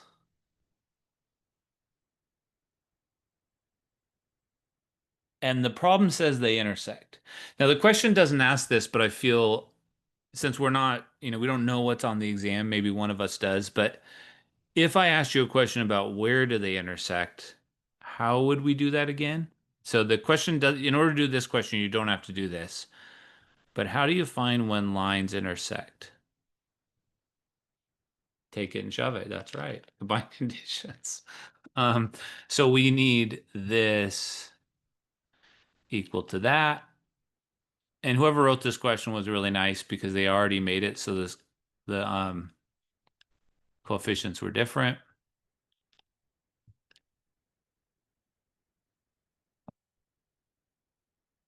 I was trying to think of something better than set them equal because I feel like the word set them equal has caused my students lots of mistakes over the years. And so the word combine or substitution is better, but take it and shove it is more fun. All right, so here we have these three things. Usually they don't intersect, but these ones must. And so you have, unfortunately, it's one of the bits of systems of equation solving that have popped up here and there. So we want to combine these.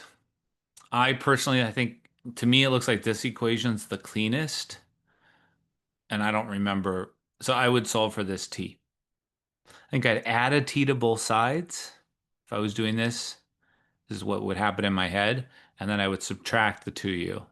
I just seem to be prone to getting rid of negatives. So that was the fastest. That is not the fastest. I could have solved for this u. See, I didn't see it. But that's what popped in my head was to solve for this t.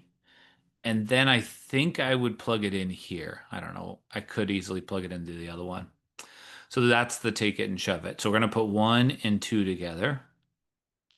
By doing so, I'm finding when the x's and the y's are the same. So this would look like this.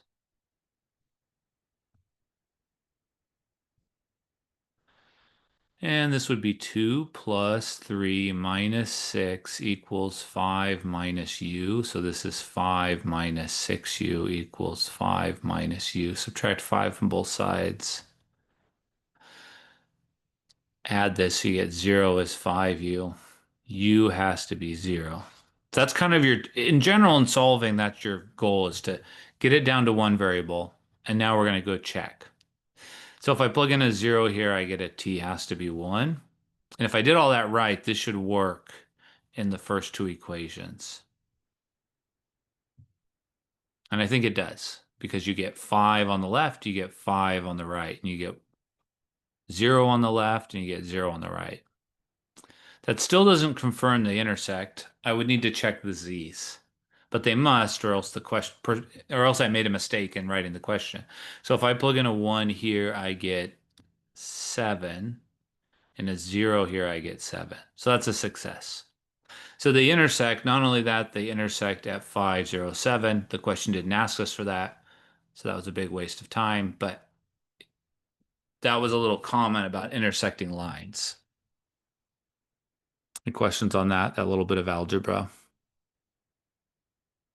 So that is a 12-5 thing, and since it popped up, I thought I would say something there.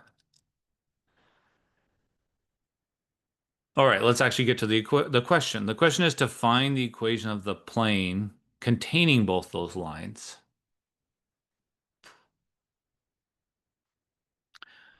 So I'm going to erase some of this solving for space. this. So now I'm going to fall into one of our routines. Yeah, so find the equation of the plane. I have a plan of attack. So I'm going to do this. I'm going to write this. This is just getting my brain ready. I need a point. I need a normal. If I can find those things, I will give the equation of the plane.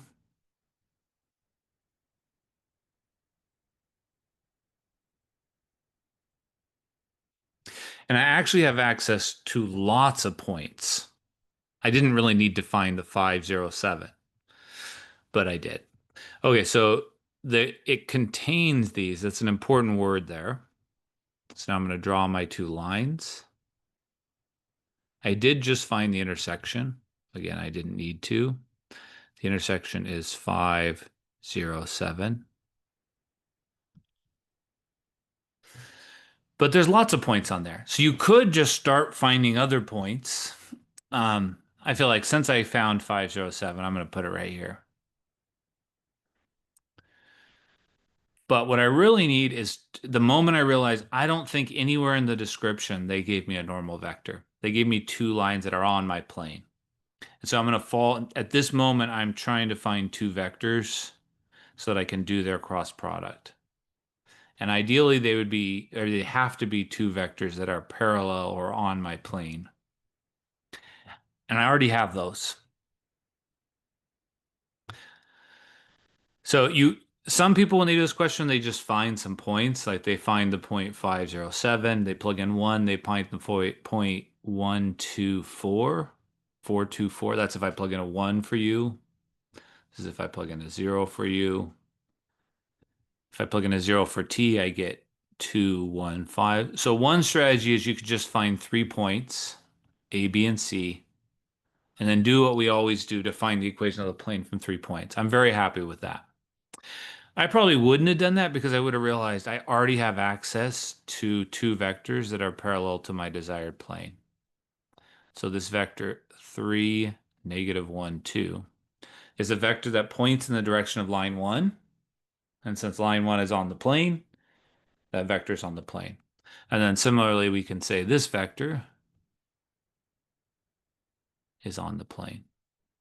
So this really required you remember facts about the equation of the line. Just cross products. And we'll do the cross product. 3 minus 4. Cross product is just a little bit of engineering. Reverse engineering of how can I make a new vector whose dot product with both is 0? And then we learned a way to try to remember it. -9, -2, 6, -1, -1, 7, 5, and we should never trust ourselves. So we're going to check that that's perpendicular to that. -3, -7, +10. I do find this more and more satisfying over the years as I check things. And this is 1 + 14 - 15. It's just so nice how they line up. Okay, so that means I have a correct cross product, and I'm done. Again, this was unnecessary. I could have used any point from either line here.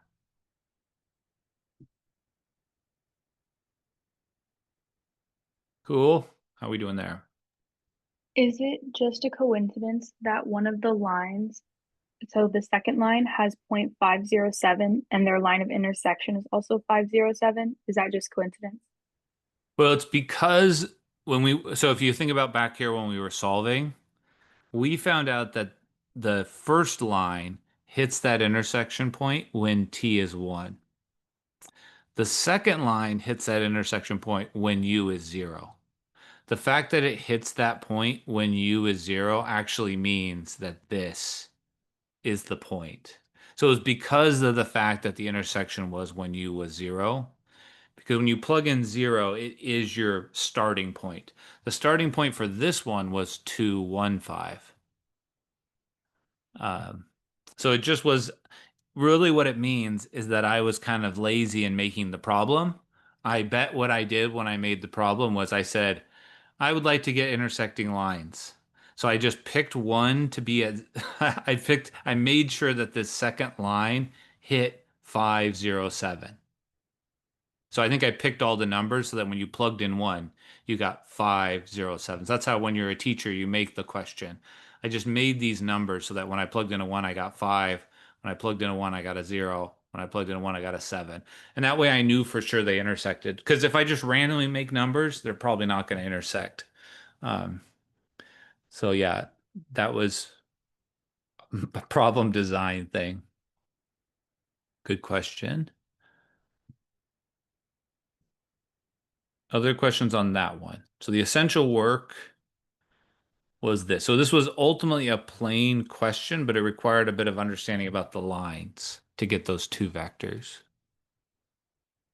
I think there's another part to this page that's about, I can't remember the original question, whether it was about part B or C, but there is another part.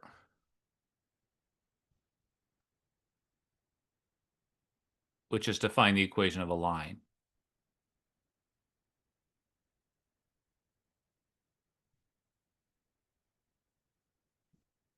No, no curvature. Well, we never asked for the binormal.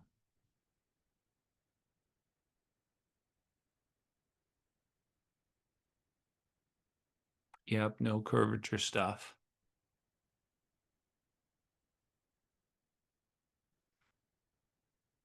Do we want to look at this one? Find parent equations for the line of intersection of two planes. I had a yes and a no at the same time. A bit of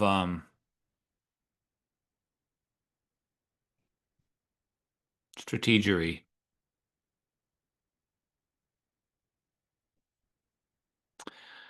Good question. So somebody's asking, what I mean by you estimate something is you're going to have to give the first few terms or do something with your Taylor series. So I really should say a pattern question. Um, we sometimes use that to like estimate the value, use the first three terms of the Taylor series to approximate the value of the function or approximate the value of the integral. But it's really going to be about using the pattern you found in the earlier part. Kind of like we did at the beginning of today. Okay, so for this question, find parametric equations for the line of intersection of those two planes. We know immediately that we're looking for the following. And this is the type of question that there's more than one approach. And I had a certain approach that I kind of liked because I could approach all these problems the same way. Do anybody remember my approach to something like this? And part of it you have to do no matter what. You need a point. So I always started by finding a point. Yeah, this is the combine them. In this case, it's probably easier to combine by subtracting side by side because I can see these y's would cancel. But if we don't spot that, it's not a big deal. You just take one of the equations, you solve for, probably y would be the nicest to solve for. Add y to the other side, subtract 10. Shove it in here. But I personally would subtract them side by side because I can see that cancellation. That accomplishes the same thing. No matter whatever you do, you need a variable to vanish. Because without doing that, it's hard to spot numbers that work. Okay, so that's what I would do. I now know that if I combine, in order to have a point that works in both those equations, I have to have x plus 2z equal to 8. And that helps me find points. The hard part in these problems usually for people is to remember that you have total freedom now. to pick anything you want for X or anything you want for Z, and then find the corresponding other values. Normally, I pick one of them to be 0. So if this is 0, for example, then I can trace through and figure out what all the rest are. So go ahead and do that. Figure out what the Z is, figure out what the Y is. This was my random choice. Not totally random. I picked something that I thought would be easy to plug in.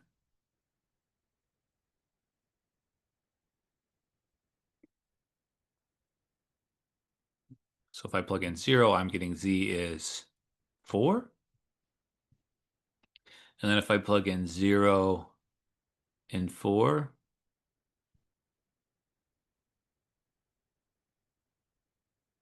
you get 12 minus 10, which is 2. And definitely if I was taking the test, there would be a moment where I would stop and check just because I don't trust myself. So I would put a 0, 2, 4. 12 minus 2 is 10. Check. 0, 2, 4. 4 minus 2 is 2. Check. That gives me a point.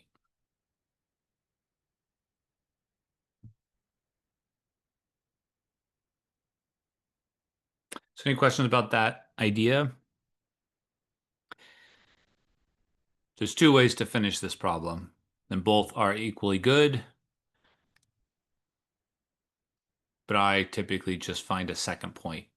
So when I do this, I find a second point, because once we find a second point, we can find the vector AB and use that as a direction vector. So in general, most of the time when we're finding the equation of a line, we try to find 2 points, and then we do some subtraction to get the vector AB.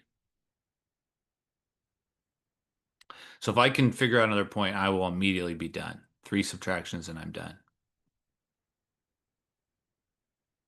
So I would just pick something else. Usually I like to pick the other one to be 0 now.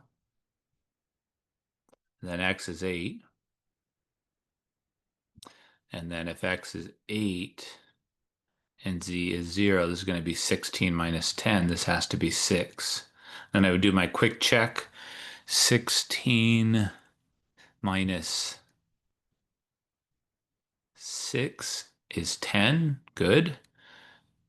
8 minus 6 plus 0 is 10. Good. And then I'm going to find AB. 8, 4, negative 4.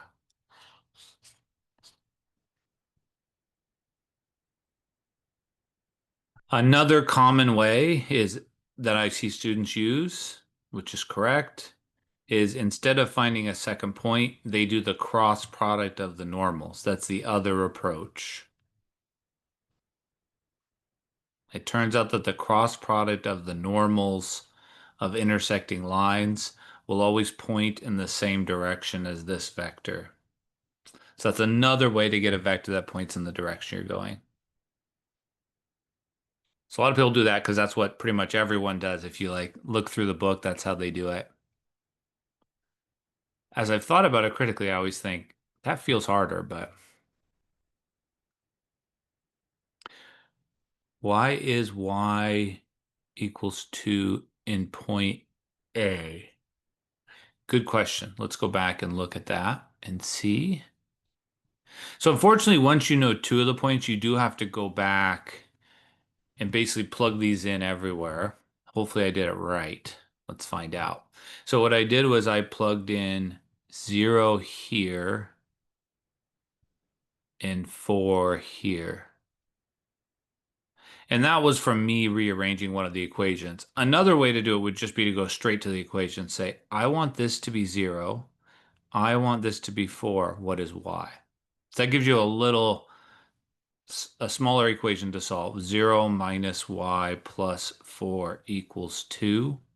And then you rearrange to get y by itself. But I think that does give you y equals 2. Yeah. It should, because we combine this from both these equations, it shouldn't matter which one you put it into.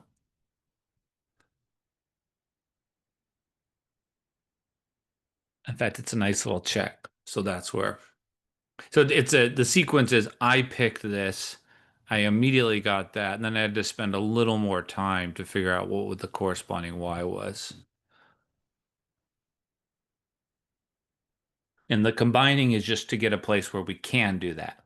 It's very hard if you just are looking at the original equations to come up with an answer that works. Sometimes books will do this. They'll say, I'm going to make both the x's 0, and then I'm going to combine, and then I'm going to find the y and the z. I find that to be a little more convoluted, and at the end of that, you still only just have one point. Um, so I typically like to combine first, and then use that to find my points. Lovely. Where am I at here? Here. So I feel like maybe we hit some of this. We did this. We did 12.5. I shouldn't say chapter 15. I should have said 15.3.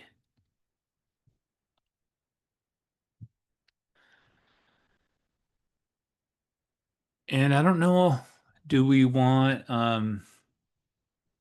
maybe to do an error bound? Sabrina's error bound here, because you also asked a question at the beginning. I assume that's an error bound question. Winner 16.7c. Sabrina, are you still here? And awake? I didn't put you to sleep.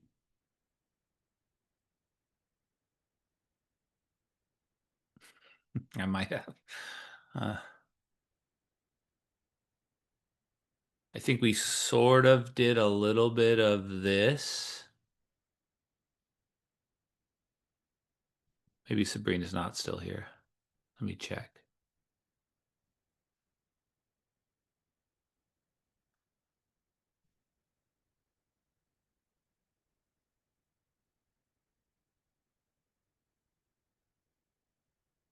I don't know. Sabrina's still here. No, maybe not. When I talk about why does my background look like that? Um, we have, I guess I said something in the comment here. Let me pull this up. Find the third Taylor polynomial, find an error bound on a given interval for that third Taylor polynomial. Yeah, I guess I'm giving some hints there. I mean, in general, you have to do all of them involve still using Taylor's inequality. Uh, so I think you're talking about the three different types of error bound questions we did. I guess there is, I don't want to say more than what I wrote, but I did unintentionally maybe give a bit more of a hint. So I'm saying you're on page 3, you're going to find the third Taylor polynomial. So there I'm being very specific of, you're going to have to compute 3 derivatives, and then you're going to have to do an error bound. So you're going to have to compute the fourth derivative and correctly use Taylor's inequality. So maybe I'll leave it at that. Yeah, let's do an error bound. Let's look at, I don't think Sabrina's still here. So I'm going to do, let's look here, fall 23. That's probably an error bound question. We'll go a little bit longer here too. Sorry. Let's look at this.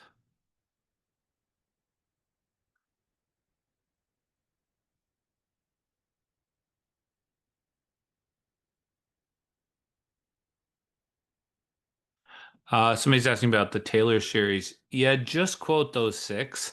The rest of the ones on that review sheet, I meant more as examples. I mean, I don't I don't think they're worth putting on your note sheet because they're very specific examples. The chances of me asking the exact same one are pretty small. So it's just those 6 that are the quotable. Okay, so this is fall 2013 Taylor polynomial question. Let's play this game a little bit. Find the second. So one thing about this is this is like several questions in one because of the different functions. So I know that the error bound is going to have something I'm going to have to say here at the end. But that doesn't matter. Like the first few parts, it doesn't change things. We just need to start taking derivatives. So we're doing it based at 1. I'm going to need the first derivative, and then I'm going to need to plug in 1, and then I'm going to need the second derivative, and I'm going to need to plug in 1. So the good part about these problems is you pretty much know right away what you're doing here, and you know what your answer is going to look like. So it's good to kind of do this because sometimes people get moving too quickly elsewhere. I mean, I'm kind of thinking this might be a good place for you to start is on page 3, since you sort of know exactly what's coming. And say, okay, I have to plug in 1. So this is going to be sine of 1 minus 1 plus 1 squared. Oh, e to the 1.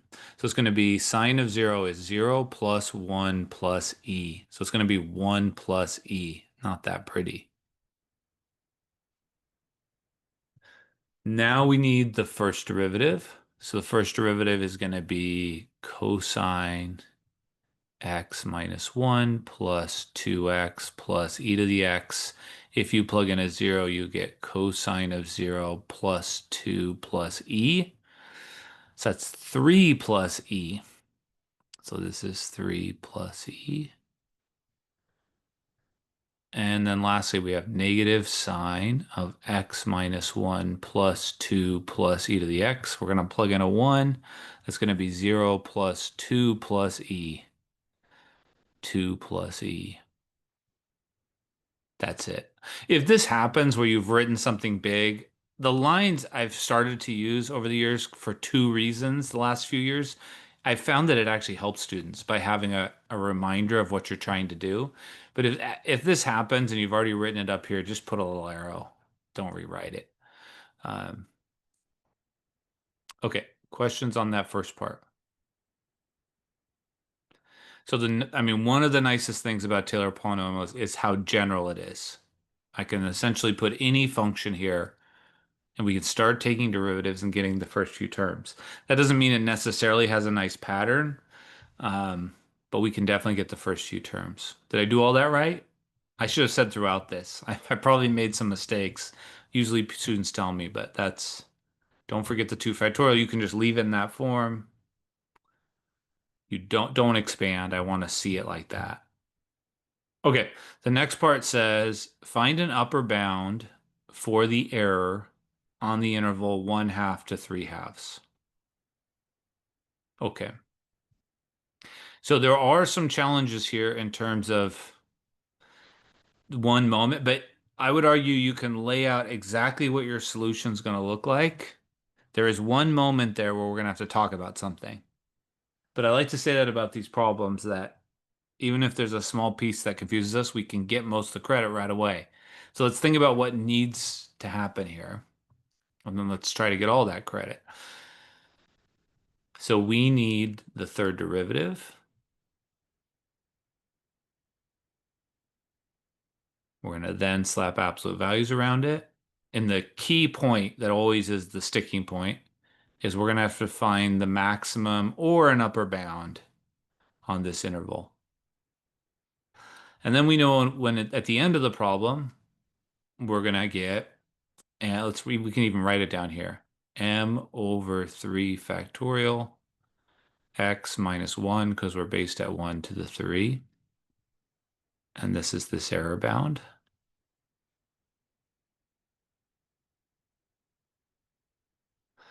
And I can even say what I'm going to plug in for x because the interval is 0.5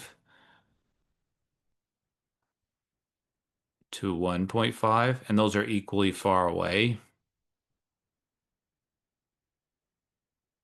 So I can either put in a 1.5 or a 0.5. It actually doesn't matter. 1.5 minus 1 factorial is 0.5. 0.5 minus 1, it's not factorial, absolute values is 0.5. So I already know the answer looks like this.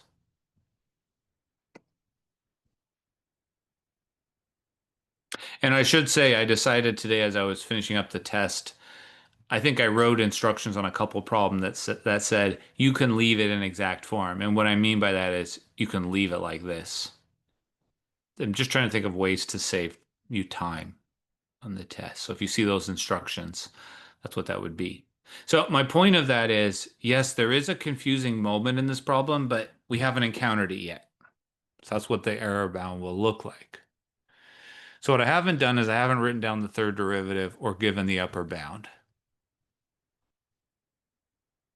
So let's go get that third derivative. So the second derivative was negative cosine. I know it's small. Negative cosine. So I'm just going to write it. Negative cosine of x minus 1. The derivative of 2 is 0 plus e to the x. And I need absolute values around it.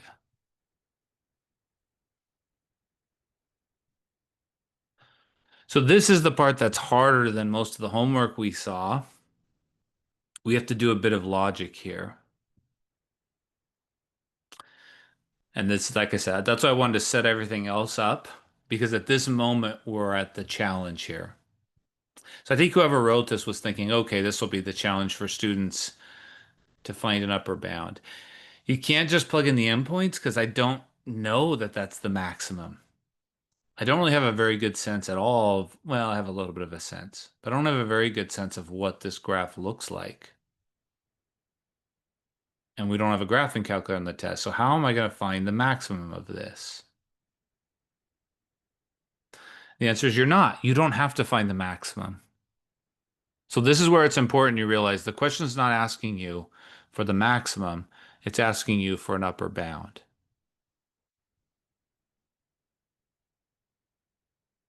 And you might say, why does that matter? Aren't those the same?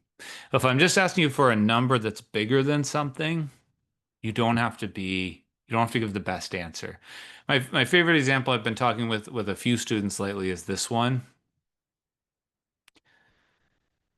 I think what I've been saying is if somebody asked you what is the biggest sine plus cosine can be, if you plug in those values. And I've been saying if somebody said you have to give a number, it's got to be you can't just say a million or something, but something that you know is bigger that you'd be willing to bet $50 on is bigger without looking at the graph. And the number that pops into my head is 2. Yeah, because this is definitely less than or equal to 1. This is less than or equal to 1, 2. But that is not actually the best bound, but we're not asking for that. I think the best bound is square root of 2. You'd have to do a bunch of optimization.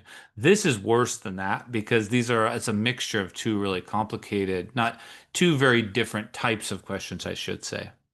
So my first thoughts go to this. Okay, too complicated for me to plug in endpoints. I can't tell that it's increased. It's a mixture. So the moment you see that it's a mix of a bunch of your functions, you should pause and don't just automatically plug in endpoints. If it's just a fraction or just an e to the x, yeah, we could plug in endpoints. I think I talked about that the other day in class. So when it's a mix of things, you switch gears to being less precise. And what you then do is break it into pieces and you say, well, what is the biggest this can be? And separately, what is the biggest this can be? There's a word for this. It's called the triangle inequality that says if you have two things that are being added or subtracted together and you want to get an upper bound for them, you can just find the upper bound for them separately. It won't be the same. It won't be a tight upper bound, but that's the principle we're going to use.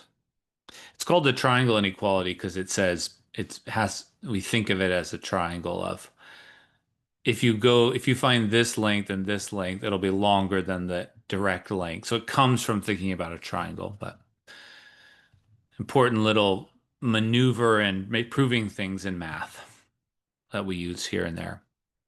Anyways, the short answer is I would say this collectively is less than or equal to 1. Some people say, well, what about the negative? Honestly, I should have said all along that this is between -1 and 1. So it doesn't matter. This is smaller than 1. This is smaller than what? So now if the question had just been this, what's the biggest that can be on this interval? That's one where you can plug in an endpoint. So now the question is, what am I going to use for m? So what we're going to use for m is this. So it makes sense that there'd be a question on this. We didn't do as much of this here in the summer. But I wanted to give you this flexibility here of the moment you see that you can't quickly, if you see it that it's increasing or decreasing, or it's not just sine or cosine, if it's a mix of the functions, then find the bound for each one separately. And then say this. The first term is less than 1. The second term is less than e to the 3/2. It's going to be less precise, but then we are done. You just write 1 plus e to the 3/2. So that was the tricky part of the problem, was finding that m. Now, if you look in the solutions, sometimes you see instructors do goofy things. Like they say, e to the 3/2. What is e to the 3/2? I don't know quickly. Oh, I'm still showing something. Oh, that's pretty. I don't know why that came up.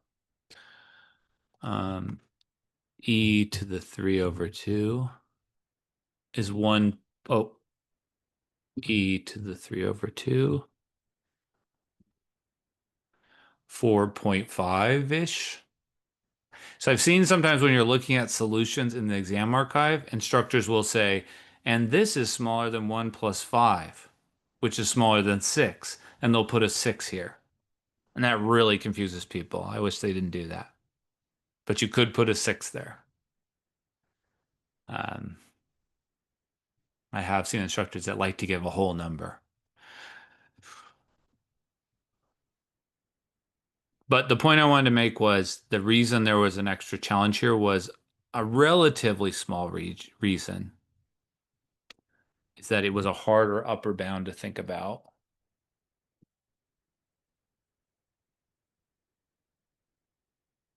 Okay.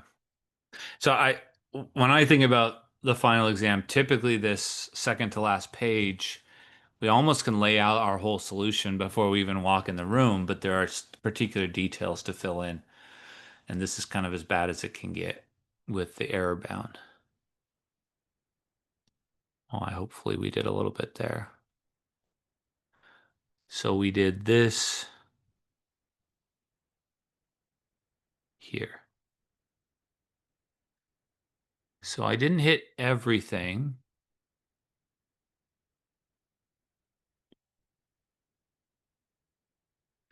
Yeah, so the principle we're using there, somebody's asking about two functions together. What I'm really saying is I'm going to look at these separately and ask myself, what is the biggest this can be? And what is the biggest this can be? On the interval 1/2.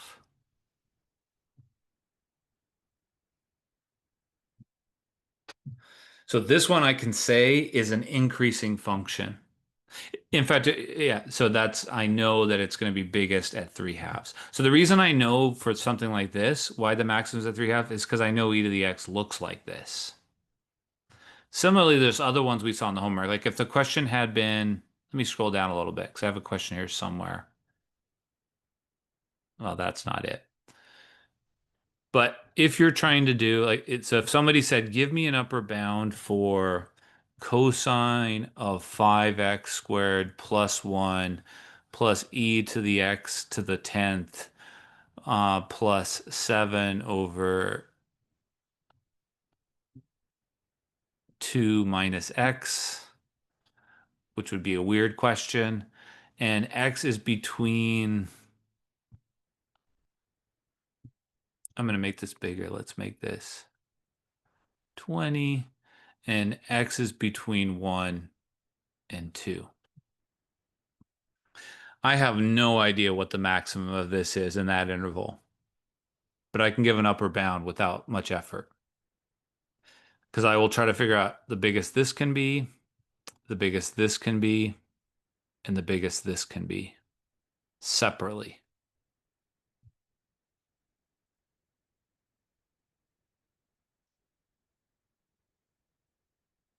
And I know the biggest this can be is 1.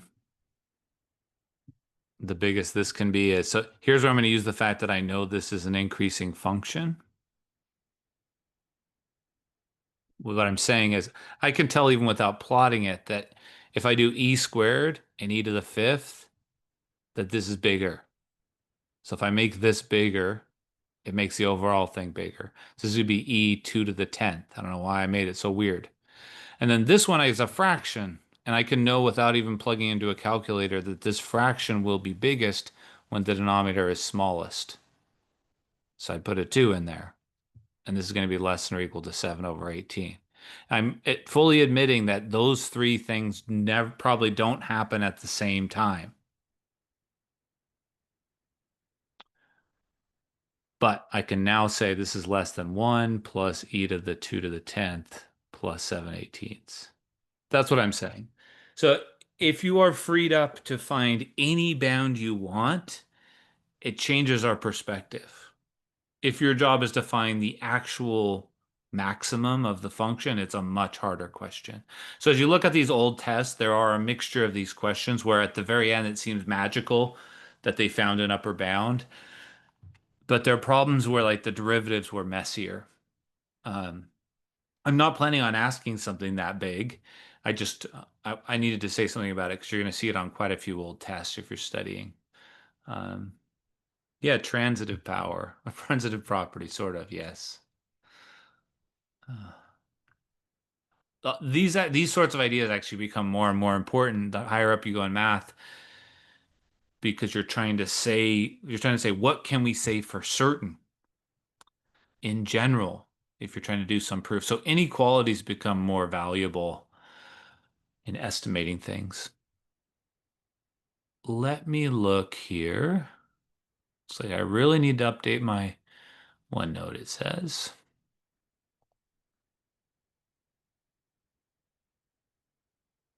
You look at our chat.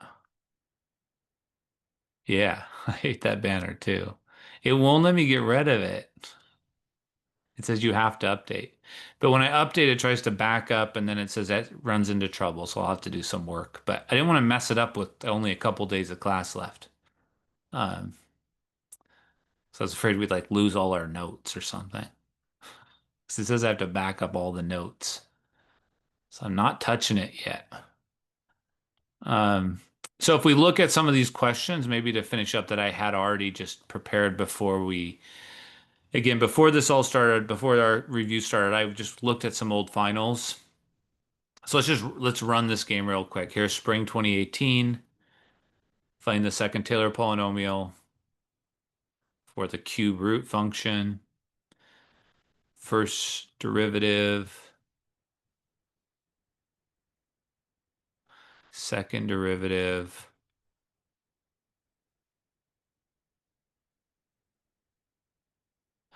We're plugging in an 8. Okay, and pressure friends, 8 to the 1/3 is 2. This is going to be 1/3, 1 over 8. I always say in pressure friends, say I can compute 8 to the 2/3 without a calculator because it's cube root squared. So this is a 1 over 3, 1 over 4. We did it. And then this one is -2/9. So these are a little bit fractiony. 2 to the 5th, to the 4th, 1 over 9 times 16. So the second Taylor polynomial based at 8 would be 2 plus a 12th, x minus 8, plus 1 over 2 factorial, or just 2. And whatever 9 times 16 is, actually, I think that's probably 144. It is, because it's 12 squared. 144. Don't trust me.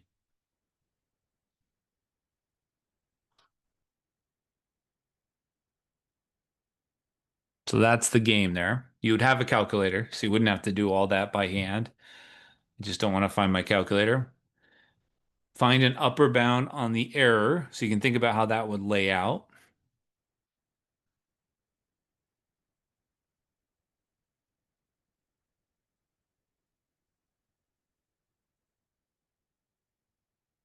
You'd have to find the third derivative.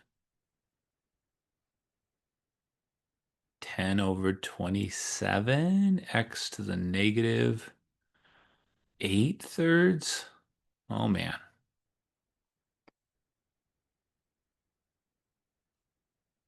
And if you want, you could lay out your entire template for what's about to happen. Yep, you'll all be free after tomorrow. Go if you need to go. I'm going to probably go just a couple more minutes here and then leave you to it.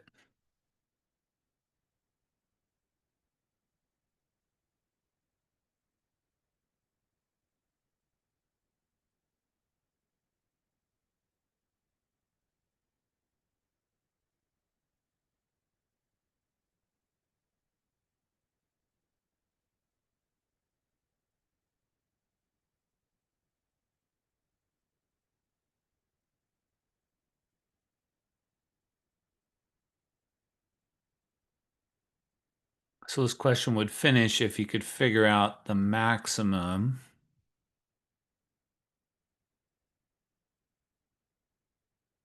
on this interval.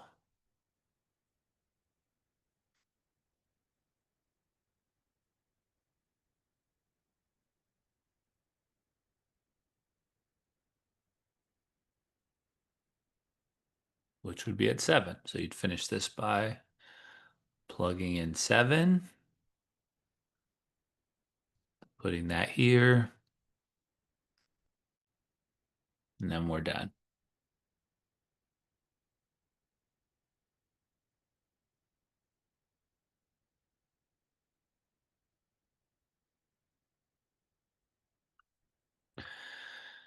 So, any last little things?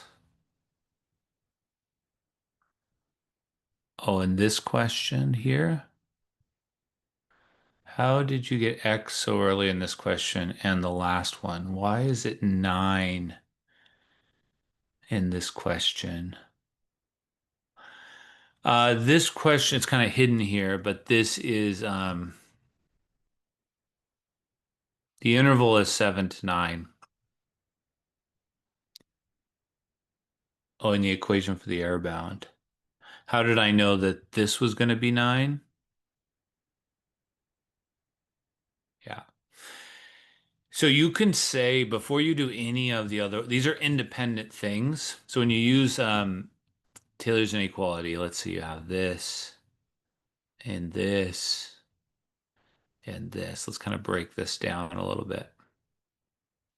This right here is the maximum or an upper bound, but let's just for now say the maximum of the third derivative.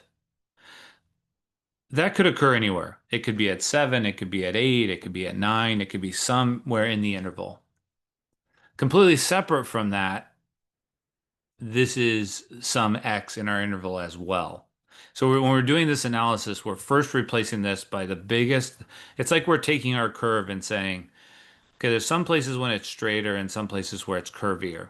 Let's find the place where it's curviest and pretend that it's that curvy the whole time. That's going to make our error a little more off. But we can definitely say it's going to be smaller. And then separate from that, we're going to say, well, how far away can we get? So there's these two independent things happening here. A bound for the biggest the second, third derivative can be, and a bound for the furthest away you can get. And it turns out those two things together give you an upper bound, always give you something that's bigger. So we should think of these completely independently. You're going to find your m, and then totally separate from that, you're going to find what's the furthest away you can get from 8. Yeah, so in a problem where we're based at 8 and we're walking and we're allowed to walk anywhere from there to there, the furthest we can get away is 9 or 7. That's why it doesn't matter which one you plug in, because if you do the absolute value of 9 minus 8, you get 1. If you do the absolute value of 7 minus 8, you get 1. So when it's symmetric, you can plug in either endpoint. And so that part you can do even before you find the m. In fact, maybe it's a good idea to do that. Because the truth is when we replace m with a number, let's say your error bound ends up being, let's not use that example. But if you had an error bound that said, m is 15, and you get 15 over 3 factorial x minus 8 to the 3. The plugging in the number is like an extra thing we're doing. Meaning this is more valuable, but it's just harder to, I don't know, maybe we should ask students to stop here because there's value in that. It says, okay, anywhere between 7 and 9, you can use this. So for example, if you plug in 7.8 to your approximation, then you can estimate the error by putting 7.8 in here. So this is like a general formula to give you an estimate for the error at any value between 7 and 9. But we typically like to go one step further and say, well, what's the worst that could happen? Well, the worst that could happen is plugging in a 9 or a 7 here. That's the furthest away you can get. And so we're like taking this a step further and saying, well, the biggest thing you can plug in here is a 9. So altogether, it's less than this. Yeah. So we're trying to say, we're trying to turn it into as simple as possible, just one number, a one plus or minus number for the entire interval. One could argue that that extra step maybe isn't worth it. Like we should just leave it like that. But that's kind of a complicated formula. So this is just like giving a one rough worst case number. Yeah. Yeah. Yep. So with that in mind, you basically can realize that there's one thing to do, which is to find m. At the very end of the problem, we're going to plug in the furthest away. If it wasn't symmetric, now we tend to give you symmetric intervals, but if the interval had been like from 7 to 400 and you were based at 8, then the worst thing to plug in would be a 400. But if you're going from 7 to 9 and they're both equally far away, you could plug in either one. The error is going to be really bad if you go to 400, but lovely.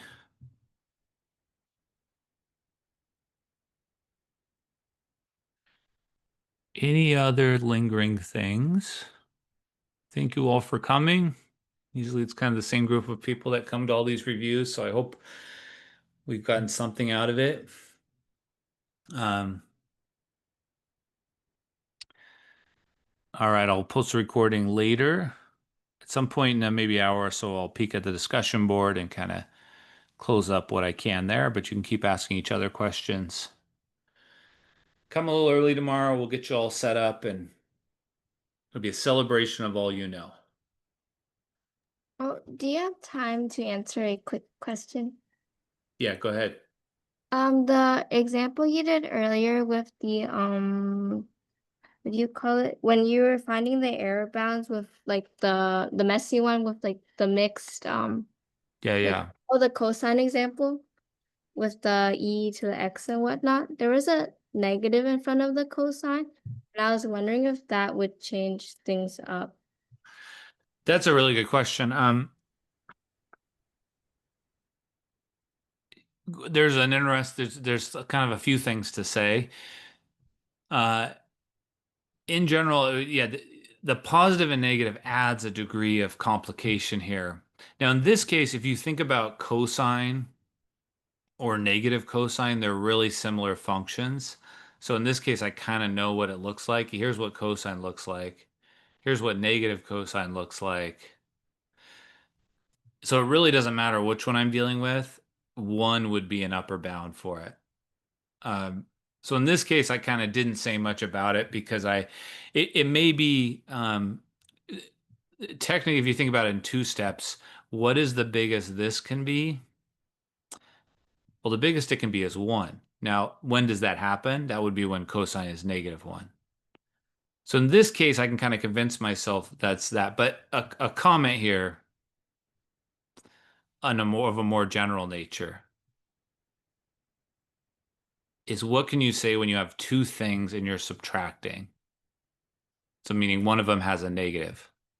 So if I told you that A was less than or equal to 5 and B, I'm gonna have to think about this for a second, was less than or equal to 4, and then I ask you about A minus B. So here's a thought experiment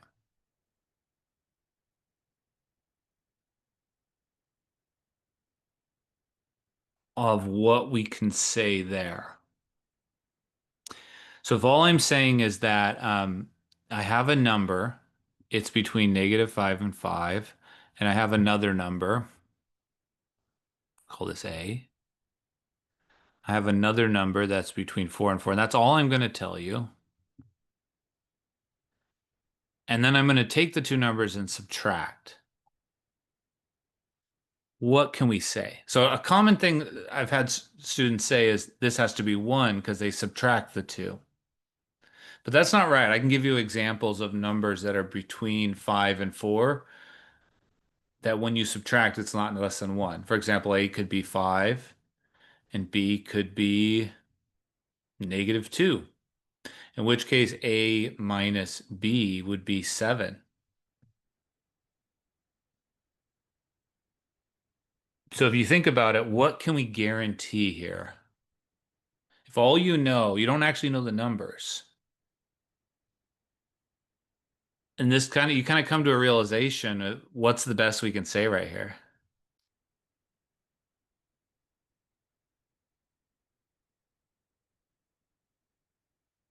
And this is kind of an interesting thing about inequalities. So if you have one number that's between -5 and 5 and another that's between -4 and 4, and you're subtracting, what's the biggest you can get? You can get bigger than 1. So I'm saying the first number can be anything between -5 and 5. So you can run a bunch of experiments here. This just has to be between -5 and 5.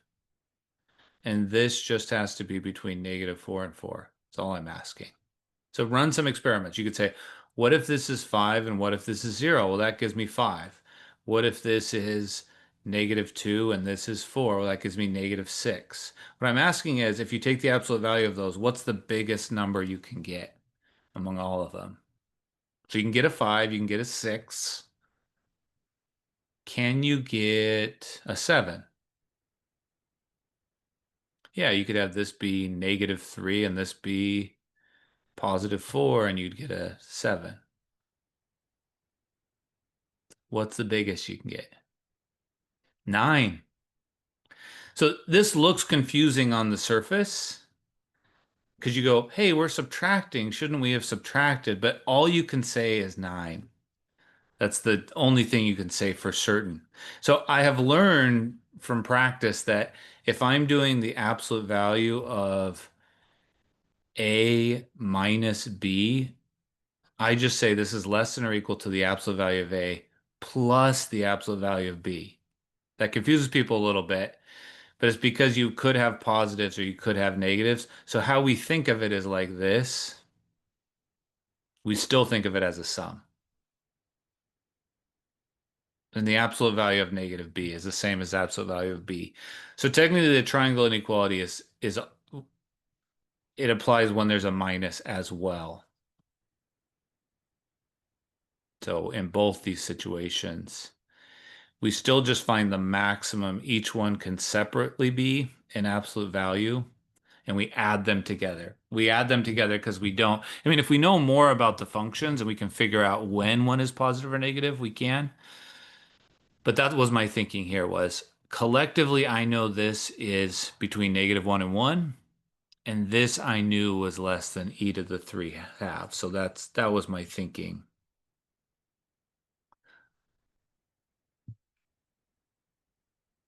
So there's a little subtlety here. As things get more complicated and we're subtracting and there's actual functions, it might be harder to figure out what that is, but